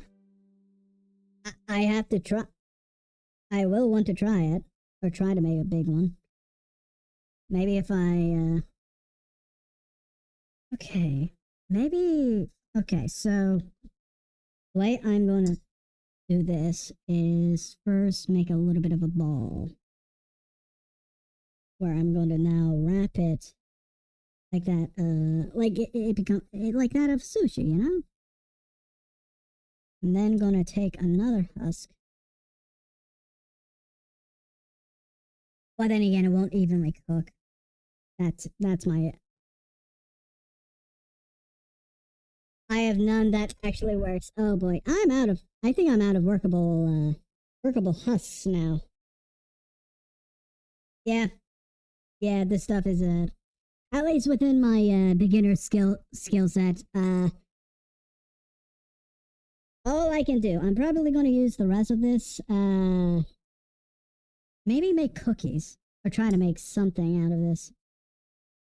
Or maybe bread, or like little muffins. Actually, no, I can't do muffins because there's no baking soda. There's no, Okay. Keep saying what? Pamonha? Okay, here's the thing. Okay, so just like a reference, just like a set. I listened to like a YouTube video describing saying how to pronounce Pamonha, or Pamonha. It turns out that's the wrong pronunciation, because as it turns out, Pamonha, the thing I was actually like working with for at least the entire week, or up until like this stream, was actually the right way to pronounce it. Okay. Pande alote? I'm probably going to have to figure out the baking soda. The baking soda, what you call it? A ratio with the I think it was tablespoon or teaspoon of salt. It's only 1 teaspoon of salt. So that it actually, you know, rises up rather than becomes a solid brick. But then again, I know that like southern cornbread is a doesn't have actually a lot of doesn't have a lot of leavening. There isn't a lot of leavening agents in southern style cornbread. So we're gonna get to the fun part, and that fun part is actually steaming our Pamonhas.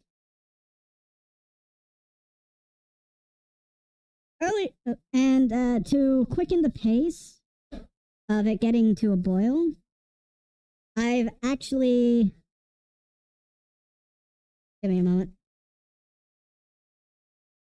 I actually heat up some water beforehand so that we have it on standby. And of course, I have it in my have it in my thermos. So that'll be that's fun. That's great. And what does this mean? What does this mean? In fact, well, first and foremost, I'm going to be cleaning up this whole entire thing or whole entire area to prepare. I'm going to make.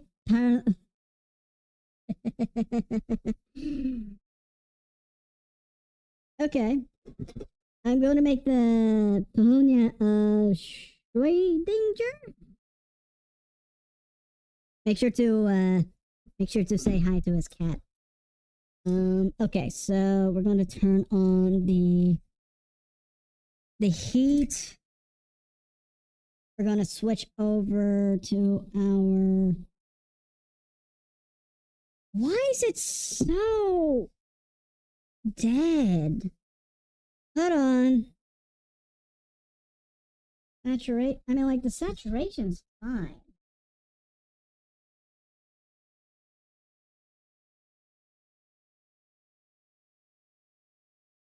Hold on.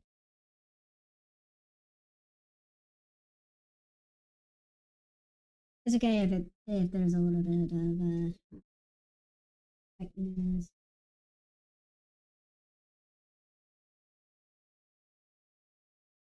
Oh, there we go. Not a lot of color. Just enough to like show that it's not. Just to show there's actually life here. Anyway, we're going to slowly pour some water here. I doubt it's be too bad. Now I'm just hoping that's using a shallow pot.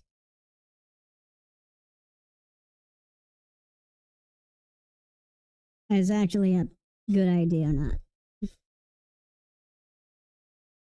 Yep.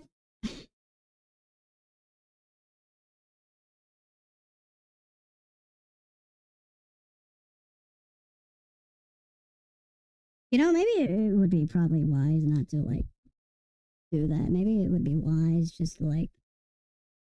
Oh dear. Oh dear. Oh dear, that's melting.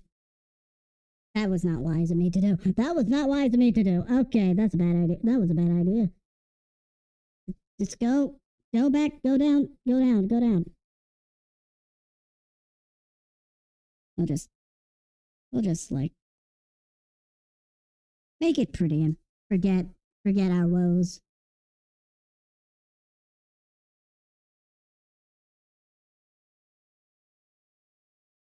Okay.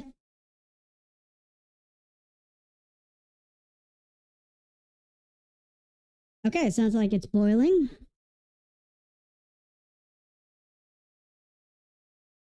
And I guess that's pretty much it when it comes down to steaming.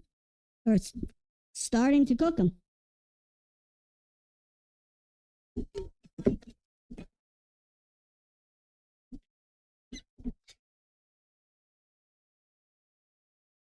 Just trust the process. Just trust the process. Just trust the process. Okay. Now, we have about 45 minutes.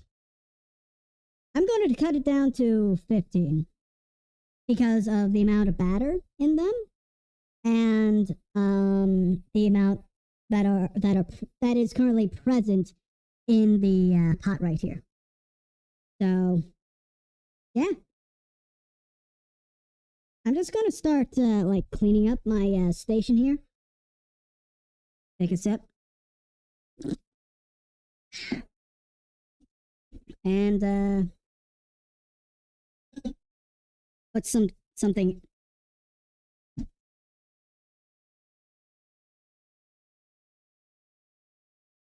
Now, was this the container that held the sugar?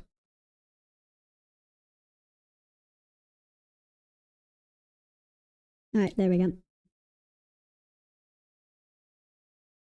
Gonna make Puma. Okay, because you don't know if they are made or not. Yeah.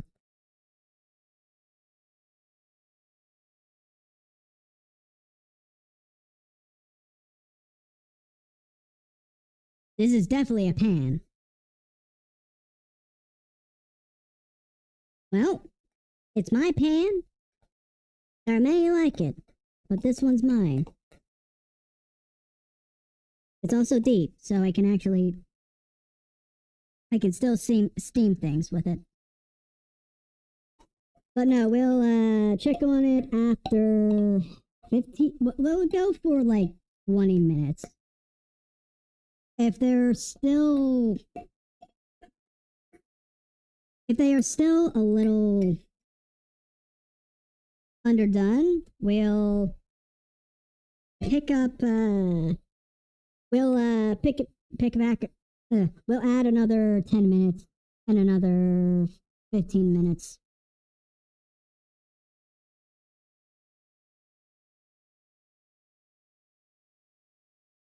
Crash that. Put this into the thing. Oh, why is my music not on? Oh, is that's the playlist? Okay. There we go.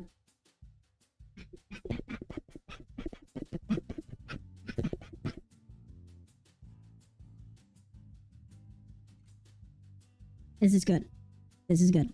I don't have to worry. I don't have to worry about the steam. I don't have to worry about the steam. I just have to worry about cleaning up. I am going to be worried about it boiling over because there's a little bit of starch in there, but that's something that I will have to respond to later on. So, yeah. This goes in the trash. This does not. This goes in the trash.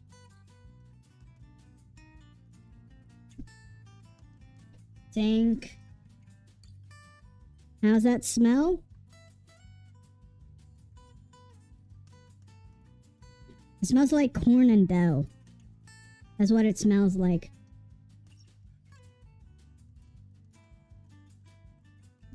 What's that smell? It's the road.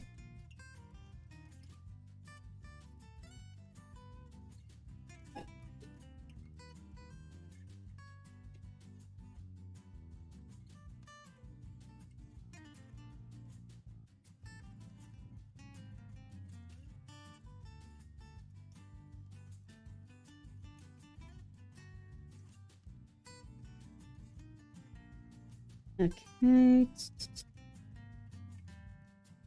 I use a rag or the towel? I think the rag.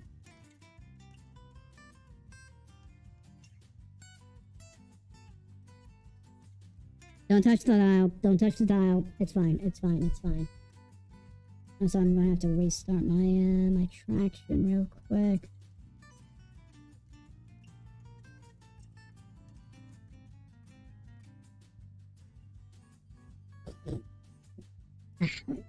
Tasty. Okay.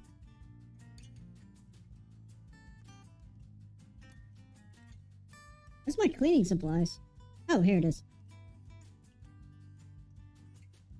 There we go. I guess it's pretty much what we will be calling a just chatting segment. Let's see. Going for the... Let's see, because you are saying production, vitamin D for the Pamonha phase, please. I wish. Well, on the bright side, if these don't turn out, I have at least tomorrow to make up for it.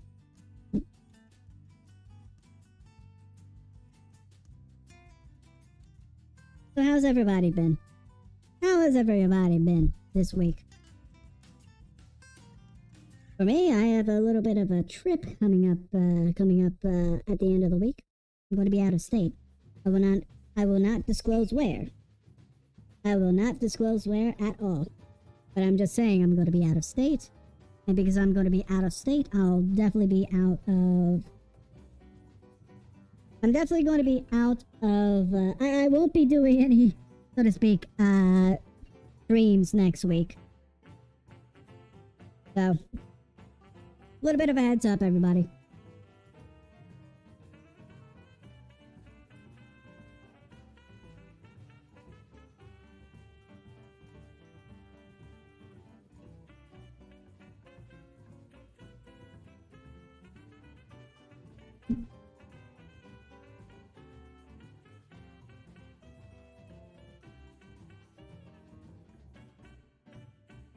It can't be all the water, right?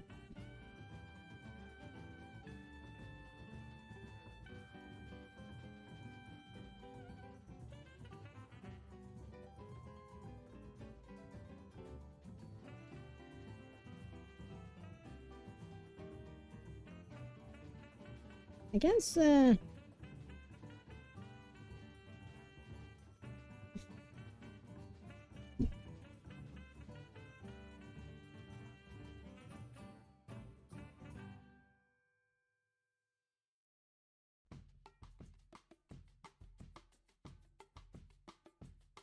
in the meantime, we can probably talk about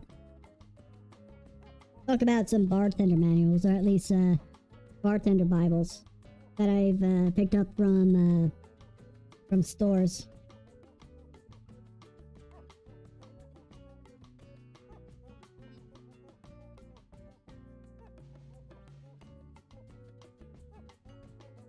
So I got this bartender Bible from that of Goodwill, which is pretty much a chain thrift store.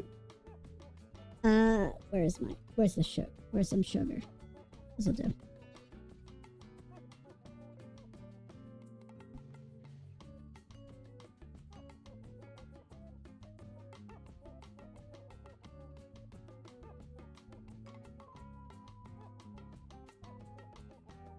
Tasty. Oh, no. Not like that. There we go. It's from that of Gary Regan, which the way I've so far what I've read from this feels like one of those celebrity chefs akin to that of like Anthony Bourdain. He's very renegade very renegade in his writing, if that makes sense. But something you see, there are a lot of bartender Bibles. A good chunk of them are very mechanical or very clinical when it comes down to at least their introduction or providing a glimpse into the world or the thousands of recipes that are available or at least have been made so far. Regan, on the other hand, it's definitely a change, or at least a fresh change of pace, if that makes sense. I like it. Just at least reading from the first page of the introduction. A bartender, as a role, is a person who enjoys company of others, endeavors to solve problems, listens to the woes of the comedians, cheers up the down at heart, and generally controls the atmosphere of his or her bar. A bartender is manager of moods and a master of mixology. Certain scenarios are played out over and over again in bars everywhere. The questions are the same, only the details vary. But what's a true... Yeah, the questions are the same, the questions are basically the same, only the details vary. What is in the true Singapore sling? How long has the martini been around? What's the difference between a fix and fizz? A reference book is as necessary to a bartender as alcohol and ice. This is a book to give a bartender an up-to-date so on and so forth of the cocktails available or they would come across in their job or line of work. You just got back. Why were you lost? I don't know. You took the wrong turn. But I like the actual thing, or very number one thing I love about his introduction is his drinking and non-drinking sections. Drinking in moderation at the right time with the right people is one of life's greatest pleasures. Beyond its ability to help us relax, what is it about drinking that makes it so appealing? Here's my answer. Drinking is ritual. Which, yeah, it is. Drinking is ritual. Drinking brings with it the clinking of glasses. Why do we chink glasses? For a variety of reasons, for a variety of significance. It's a performative act. These special words of friendship in different languages all over the world. Cheers, salute, skål, kanpai. Raise your glass and propose a toast. Drinking has to do with friendship, good times, warm and tender moments, camaraderie, celebration, commiseration, birth, and death. Filling of a deal, remembering a friend, the very things that life itself is about. Even abstainers don't need not to miss out on the ritual of drinking. When proposing a toast, raising a glass of ginger ale has no less meaning. Raising a glass of ginger ale has no less meaning than raising a glass of fine champagne. Life requires a ritual. And sharing a drink along a comic cause or admiration for a friend, or even just a touching of glass to say, "Hail, fellow wheelmet," provides that ritual. You don't have any friends? Make them. Make them. You have an entire life to do so. Do it. Lonely ass. Has it been already 15 minutes? No, it hasn't been 15 minutes. We are about 4 minutes away from... Actually, no, not... Yeah. We are 9 minutes away from it. Now, this section about, like, describing drinking as ritual really touched the anthropological side to my brain, if that makes sense. Or the stuff I learned not only in my studies on history, but also in anthropology. And yeah, drinking has a lot of meaning. There's different types of there are acceptable acts when it comes down to drinking. There are things that are looked down upon. There is significance in how to drink, why you drink, and the meaning behind it has a swath. I mean, like, drinking for toasting about a person who has passed, or doing, or giving, giving a toast to the earth, if that makes sense. Hold on. No, not a libation. Is it a libation? No, libation is substance. The pouring of wine or whiskey or beer to the ground in honor of a friend or of even earth has history behind it.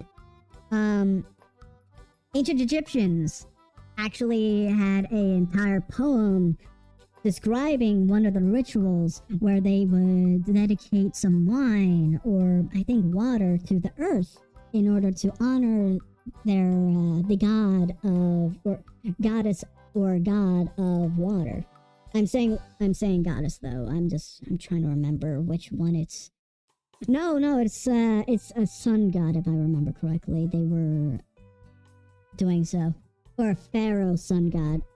It's a complicated history. It's just the main point is like they were dedicating some alcohol to in honor of this being.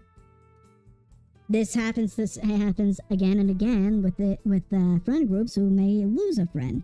They would have a toast, pour one out for a homie, and honor them that way. That's ritual. That's a performative act with meaning. It's significance. And let's see. And a section on not drinking is to hammer home or hammer the need for this ritual to, happen. Or at least how important it is to have meaning when drinking. I mean, like, even having no meaning when you're drinking, if that makes sense, is meaning itself. Like, you're drinking probably for a reason, more or less the time. But when you don't have a reason, maybe not drinking is the best reason and best thing to do. In Carefree... There we go. In a section about not drinking. In the Carefree 60s, a popular bar in my hometown, Lancashire, England, was Yates Wine Lodge. There we go. Yates Wine Lodge. Everyone from the mayor to the Mortican drank at Yates, where Australian wine or Australian white wine was served in 3-ounce glasses, and roast beef was carved before your eyes and piled on crusty bread slathered with mustard. The atmosphere was dense, smoky, and downright earthly. This is what I'm talking about, like, he has a very, like, Anthony Bourdain kind of, like... Give me a moment. There we go. He has a very Anthony Bourdain style of writing, where it's, or at least what I want to describe it, to where it's very earthly, very grounded, very warm, it's very common, you know? It's a lot, because you can't imagine having a nice roast beef sandwich with very good mustard, with a really good mustard sauce, you know? But anyway, the atmosphere was dense, smoky, and downright earthly, with everyone laughing. With everyone laughing, talking, and sorting out the ills of the world.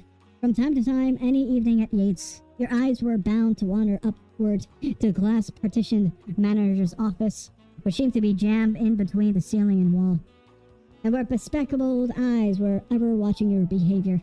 And as your eyes begin to descend back to your Australian wine, they will always lock onto the sign posted directly below the office. Wine is a good servant, but a terrible master. Now we are almost into the next century. Mind you, this was written I think in 1991. Give me a moment while I look at the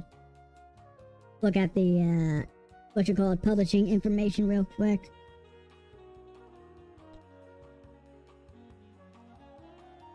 Yeah, no, copyright 1991. It was published around 1991. So this is in context of them going into another century, another millennia, so on and so forth. Or he is writing into it. And alcohol, so now we are almost into the next century, and alcohol awareness is acute in our society. We all know that overindulging can cost us and others dearly. For a variety of instances. Have to go, Himm. Pleasure to have another day. Nice to have you, Tap. I hope to see you again, especially tomorrow. Have a good time. It really is a Bible. I know. It actually is. It's not just a dictionary full of let me go. Actually, I think the close up will do the trick better. It's not just not an encyclopedia full of recipes. I don't know if the text is actually legible right now. I mean, like, it is. It has the encyclopedia part. But the way he's describing it, at least the introduction, is not only the hook, but also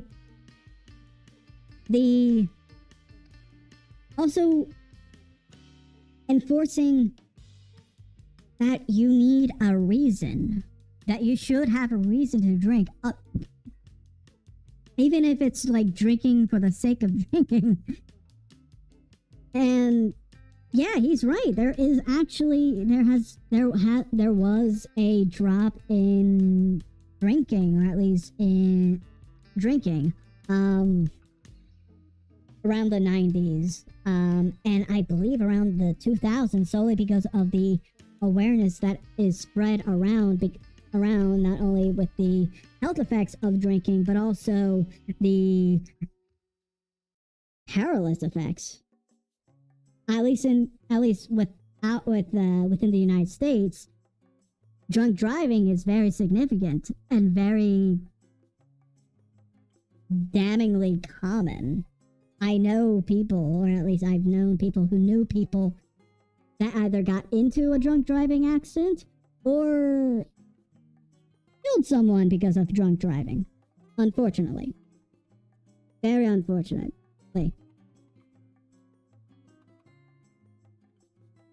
So, Just don't be dilly-dallying when it comes down to your downers, so to speak, or your substances.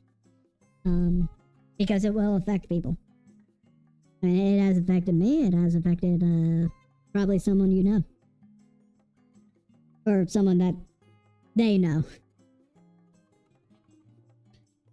So, we all know that overindulging can cost us and others dearly. And most people are treating drinking with the care and respect it deserves. It is a substance. It is a neurostimulant. It affects a lot of things. As a libation does. However, that doesn't mean total abstinence for the most of us, and since we are drinking less, we should be having more fun with the drinks that we do have. If you're going to have something to sip on, why not have a special drink and make it with special ingredients that deserve savoring? That's good. That's really, that is a good point. That is a strong point. If you're going to be drinking less, or at least lesser, you should have a little bit more thought put into it. This book brings over 1,000 drink recipes to you. Some are old friends, though you may never have learned the correct proportions to make them.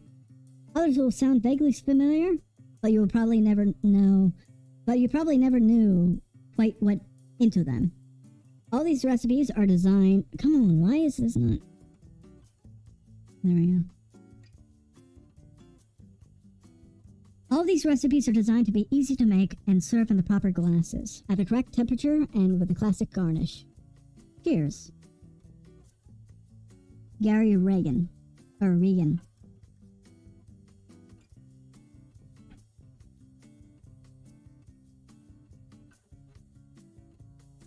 Okay, I think after...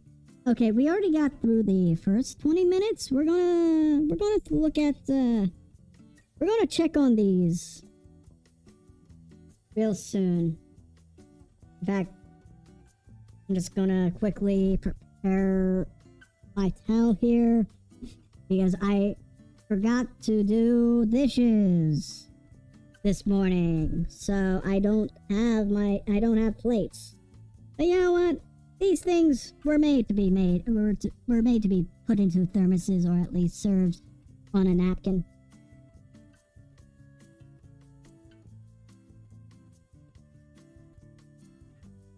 All right.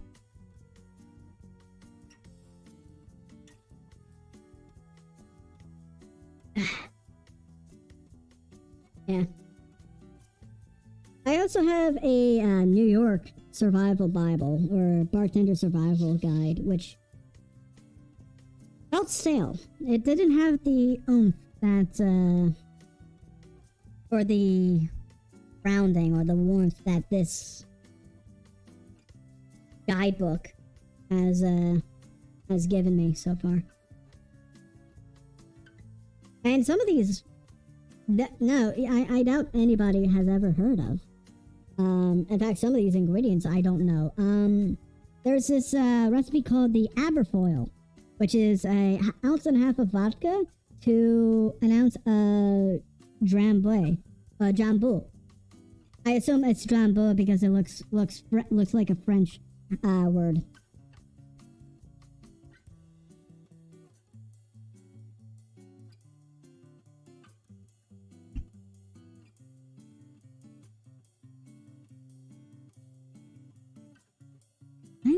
Why is that turning on and off? I mean, like, I am only seeing it, like, steam once or twice. There's also the aqueduct, which, weird. Shampoo, no, drambu, which I assume because it has dram in it, it's supposed to be a liqueur. Or a liqueur similar to that of dram, which is like, I think, a nutmeg, or at least, I think, a nutmeg-based liqueur, if I'm not mistaken. But it also calls for an ounce, and knowing how strong nutmeg is, that doesn't sound right. That doesn't sound right. But no, there's also this thing called the aqueduct, which is vodka, white curacao, a tablespoon of apricot brandy, lime juice, lemon juice, and a lemon twist for the garnish. This is I mean, a lot of bartender Bibles have this going for them. It's 1,000 drinks. This is 3 years of alcohol that you're going to be trying out every single day. If you even want to do it every single day. Which shouldn't be too bad, I suppose. But then again, your doctor might be raising an eye at you. Strangely. Let's see, it's been like 26 minutes. Let's go for another 4 minutes. I still want to talk about this because it's been in my room, and I've been looking through it, and I've been really inspired by it. Or at least very happy to just go through them. Let me just, like, look for another... Ooh! Okay, when it comes down to, like, old... Yeah, no. There are parts where it covers very classic or families of cocktails, like that of the mint julep, and have like a block of text describing something, or at least some sort of block quote. Hold on. Again, might not be very legible, but this whole section is a block quote, or a block of text, or a paragraph of text, which is amazing. In fact, I'm just going to read it verbatim. Juleps, although not mint juleps, have been with us for longer than Kentucky has. Yes, juleps were a classic cocktail that dates far longer before settlers started making bourbon in that state. Actually, I think it... No, I'm thinking of a mid-19th century document actually describing what certain cocktails were, so to speak, or at least describing it.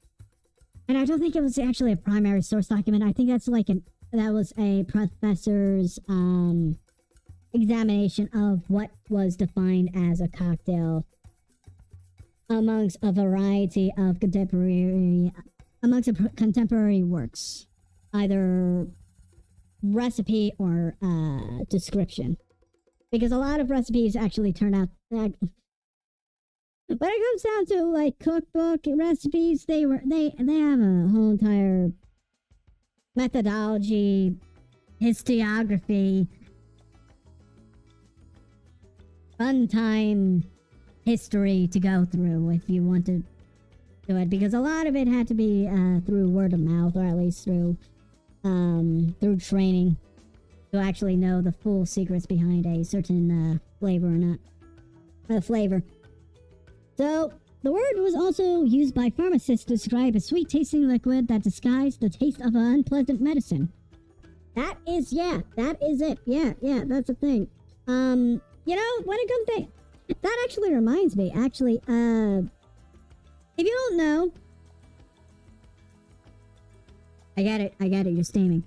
If you don't know, the distillation has or at least distillation as at least we know through single pot column stills, single pot or column stills, has a history that traces back to that of medieval Arabia, which then got transported to that of Europe, to where we have the early proto-gins of the time, where monks would actually experiment with distilled alcohol and infusing them with a variety of herbal remedies, or a variety of herbs, in order to make them into remedies, or at least treatments for illnesses. Which, yeah, I mean, like the idea of idea of drawing the compounds that were antibacterial or antiviral compounds from a certain plant or substance or whatever, in order to heal the sick. Sounds reasonable. Within their within the contemporary time and medical knowledge, which, mind you, was based off of the Aristotelian method, not a cookie crackpot kind of method, as many Hollywood movies would depict. There's actually some rhyme and reason behind it, because here's the thing: if medieval Europe should be depicted as a backward society where medical knowledge is absolutely barbarous, then that would also equate to that the medieval Islamic world, because they were using the same systems in order to heal the sick and treat the wounded.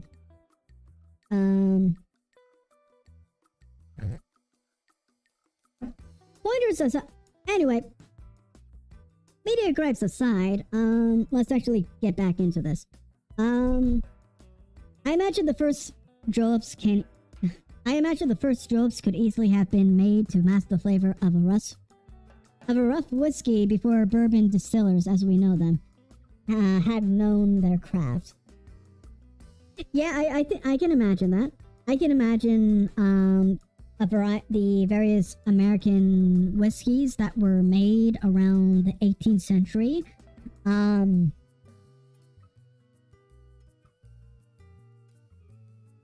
Actually, no, probably not the 18th century. Probably the more earlier forms of whiskey. But even so, like, it isn't as industrious or as craft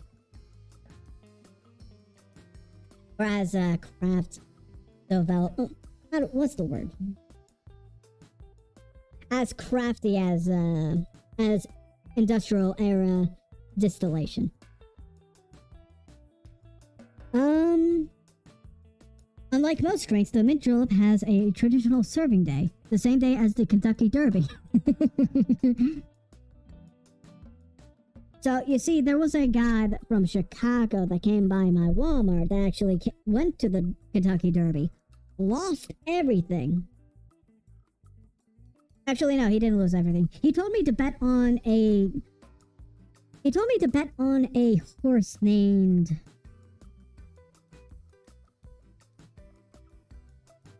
Poseidon or something aquatic of sorts. I can't remember what though. It's just a very aquatic sounding name that I guess he was hoping to win big on.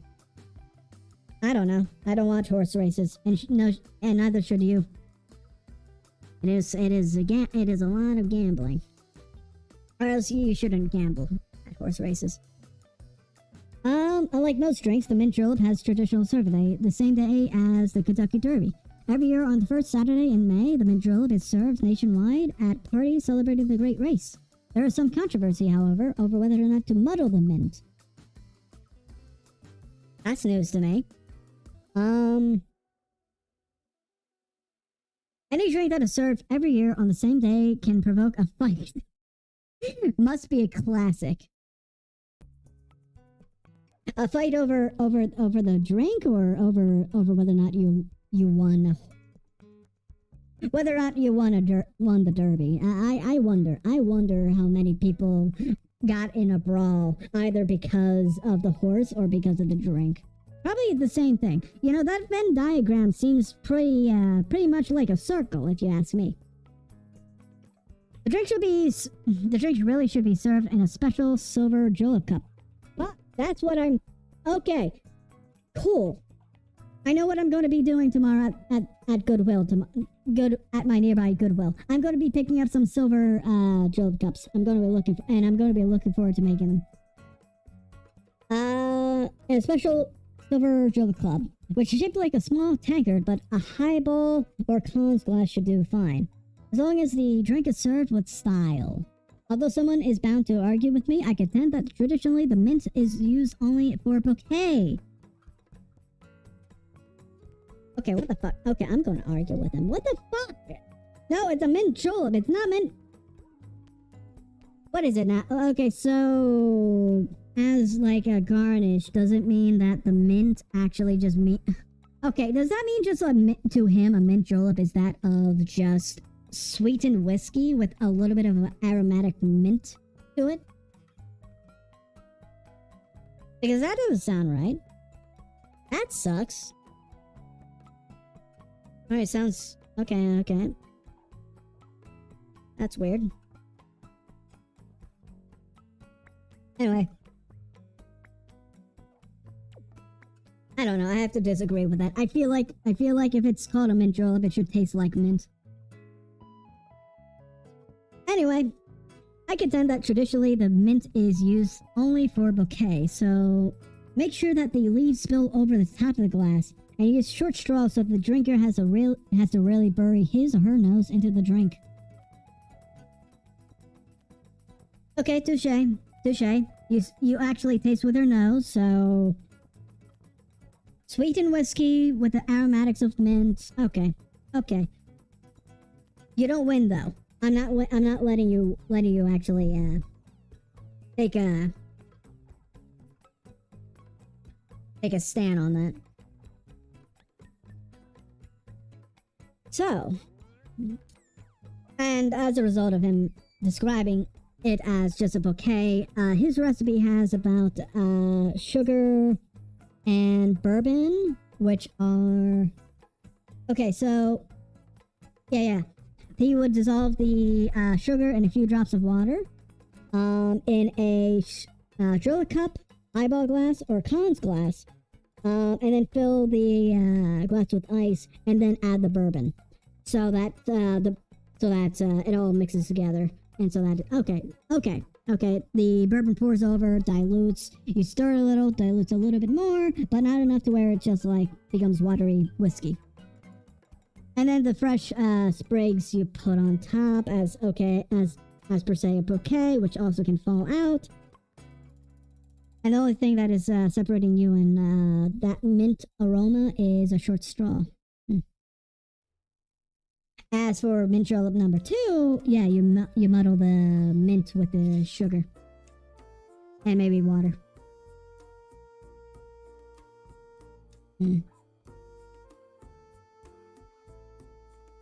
This is a word. This is a long word.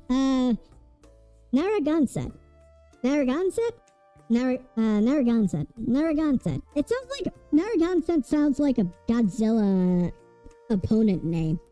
Narragansett. Fight. I hope at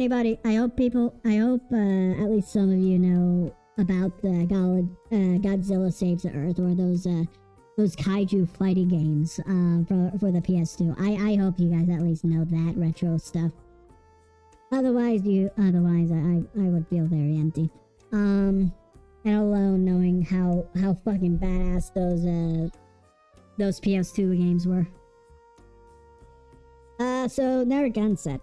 2 ounces bourbon, 1 ounce vermouth, so pretty much like a somewhat dry Manhattan, but a teaspoon of anisette, which is an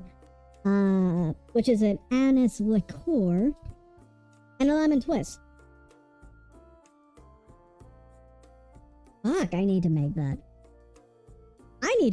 This is a lot of these people like talk about like spritzes and juleps and everything else. Nobody talks about the Narragansett, or even the Nevins. The Nevins. That's a fun name to just call a drink. 2 ounces of bourbon, half ounce of apricot brandy, a half ounce of grapefruit juice, a half ounce of lemon juice, and a dash of bitters. Ooh, I can imagine that very well. A citrusy, bright, and oaky flavored drink. That's, I need to make that. Just like, there's a lot of drinks. There's a lot of things in these Bibles or these books that just like, just make me smile. And now we have about 5 more minutes until we are finished with these Pamonhas.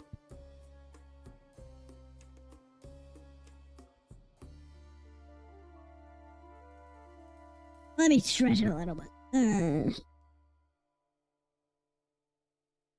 Really is a Bible. Yep, it is very much a Bible. That's great. I know. I just have a lot of limited time. And a liver that I have to make sure is not bad. Great for you, Himm. Thanks, Vitselva. Thank you for suffering through my fan catting. Oh, Immaculata.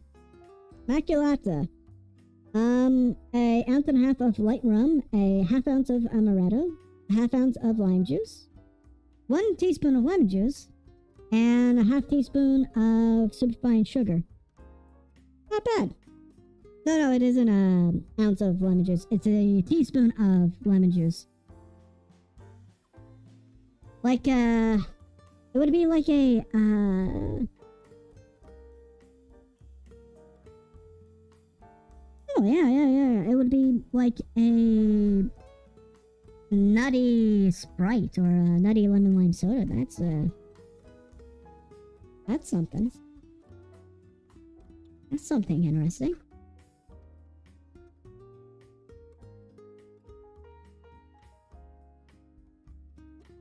Am I allowed to say this on Twitch? Isn't it?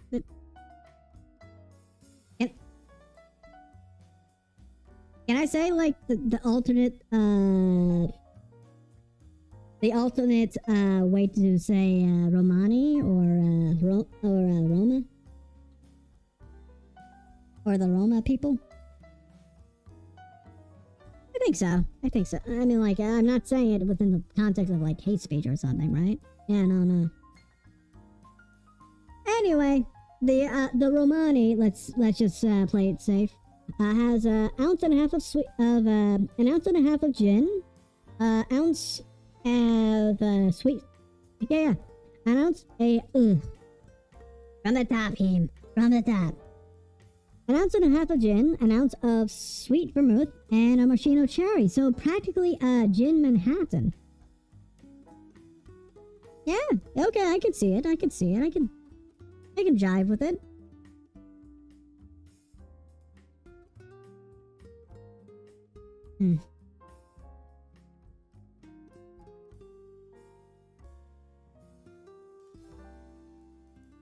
Okay, I think we're done there.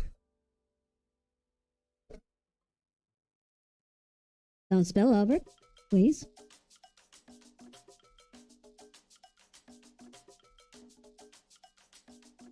Okay. It's been 45 minutes. Oh, boy. Look at that, people. Actually, okay, it smells caramely. It smells mapley right now. Smells like that of corn syrup.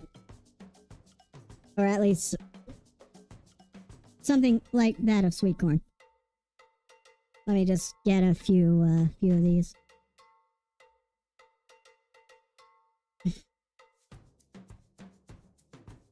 And when I mean a few of them, I mean 5 of various sizes.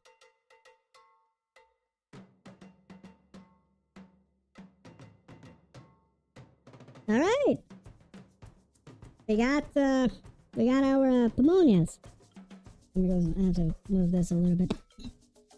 Pamonha!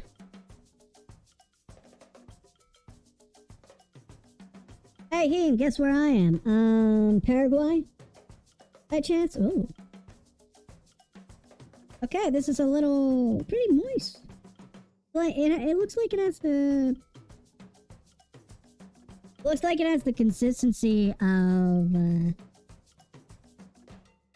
looks like it has the consistency of corn porridge. Let me just like quickly give you guys a little bit of a close-up right here. What I'm describing without the light blocking everything.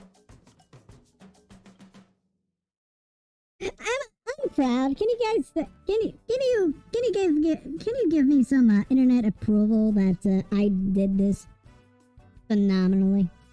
Can you? I hope so, because I feel like I did. I did it right. Well, let me just come on.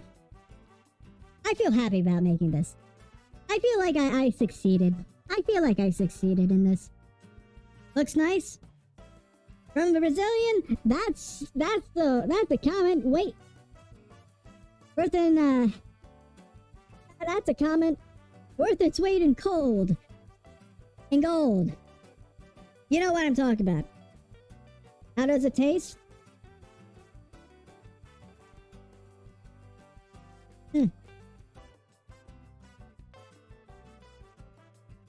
As you can see, I actually bit into it.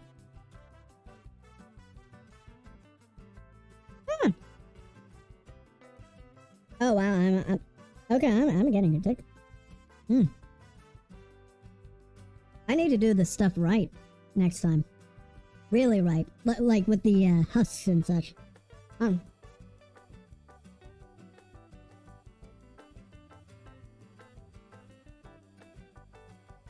It tastes like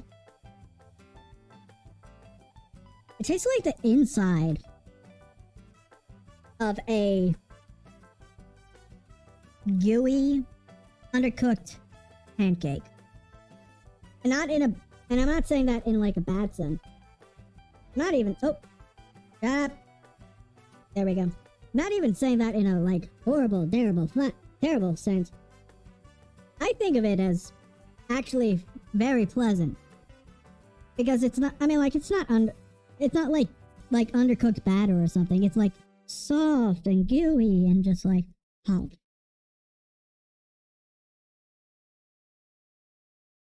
Strangely,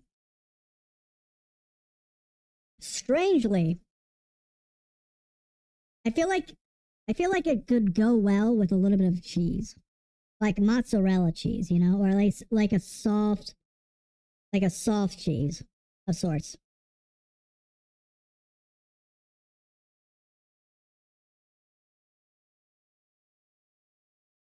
That's a good description. Gooey pancakes, or at least like the uncooked pancakes. Yeah. I am so right. I hope I am. Ooh. Oh, okay. I got it out. I got this one out of the wrapper, so I'm gonna at some point have to replace my my gloves. But I like how this turned out. I like how this one turned out. It's a nice actual. It's a nice actual. It's a nice actual wad of the batter, cooked and steamed in its glory and deliciousness. So there. I'm gonna eat I'm gonna eat the whole thing tonight.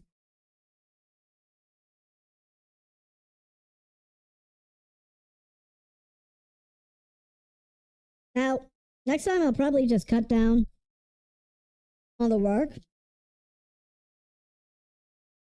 and get some pre-stuff or pre-made stuff or already prepared stuff like pre.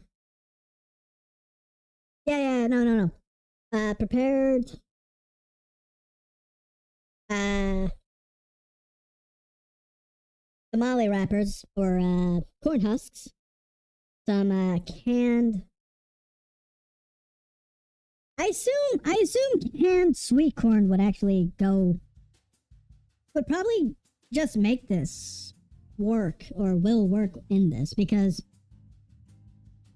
sweet corn is just. Sweet corn is good either canned or fresh, so.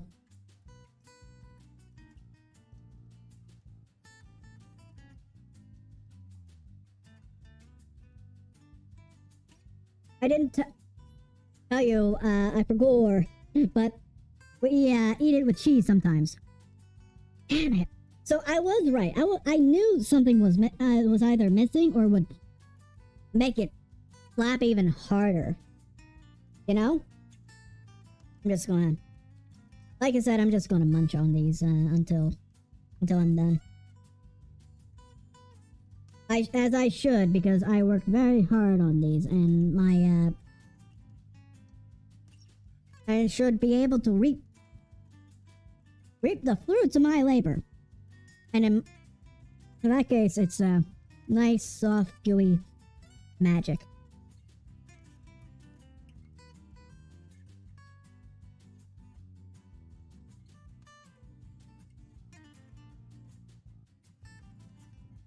And in the case of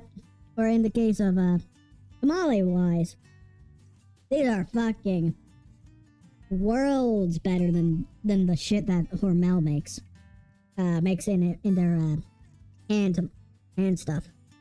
I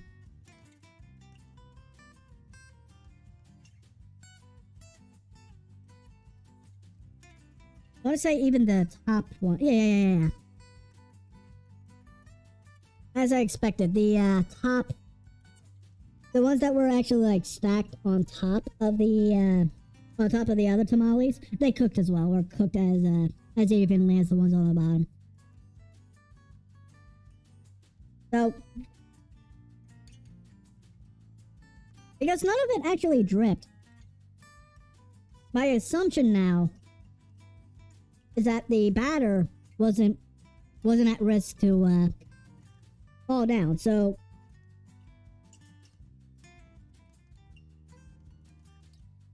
either or, next time I'm just gonna get some pre-prepared stuff or something.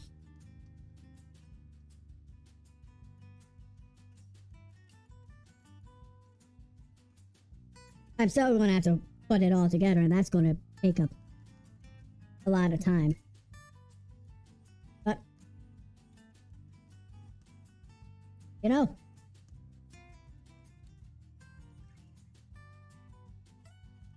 if it works, it works. Now I'm just wondering how this batter would taste, probably in the format of an actual pancake. Huh. Or I have to figure out how to steam it. I'll figure it out. One way or another. I'm gonna get it. I'm gonna get it.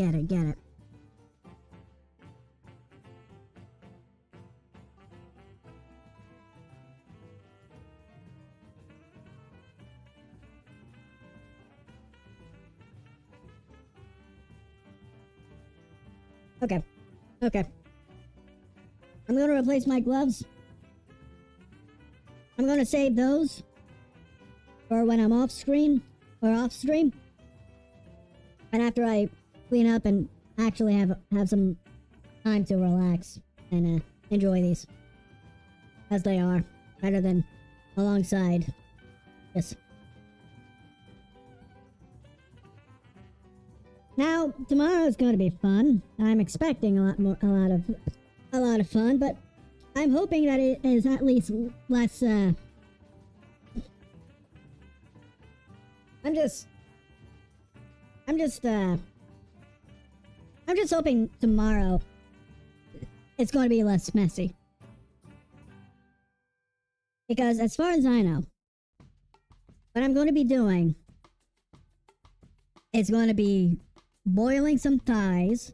I picked out thighs for the cocinas, because I feel like I feel like they would be a better choice over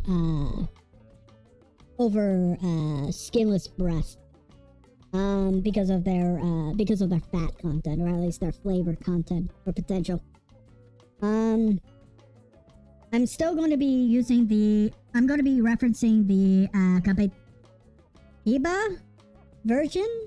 Actually, no, I probably won't. I'm probably just going to go out, grab some like cream cheese or like creme fraiche, and use that as as the cheese instead of eyeballing the amount of cheddar I need to make southern cocinas.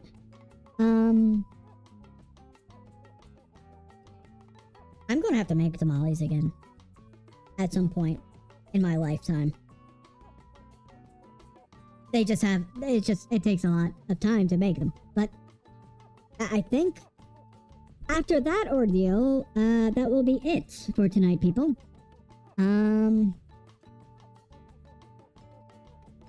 Let's see. Just a reminder, at the next week I won't be here. I won't be streaming. I will be out of state, so you're not going to be expecting anything regularly scheduled. It's pretty much going to be my vacation week. From everything. Unfortunately, even you guys. No, I'll still be in like Discord chat, memeing the shit out of things. But I think without further ado, that is it, everybody. I thank you very much for coming. Thank you very much for watching. I wish you all a good morning, good afternoon, good evening, whenever you're watching this. And I'll be seeing y'all later, next time I eat tomorrow, where I'm going to be frying something. Hopefully I don't burn anything down.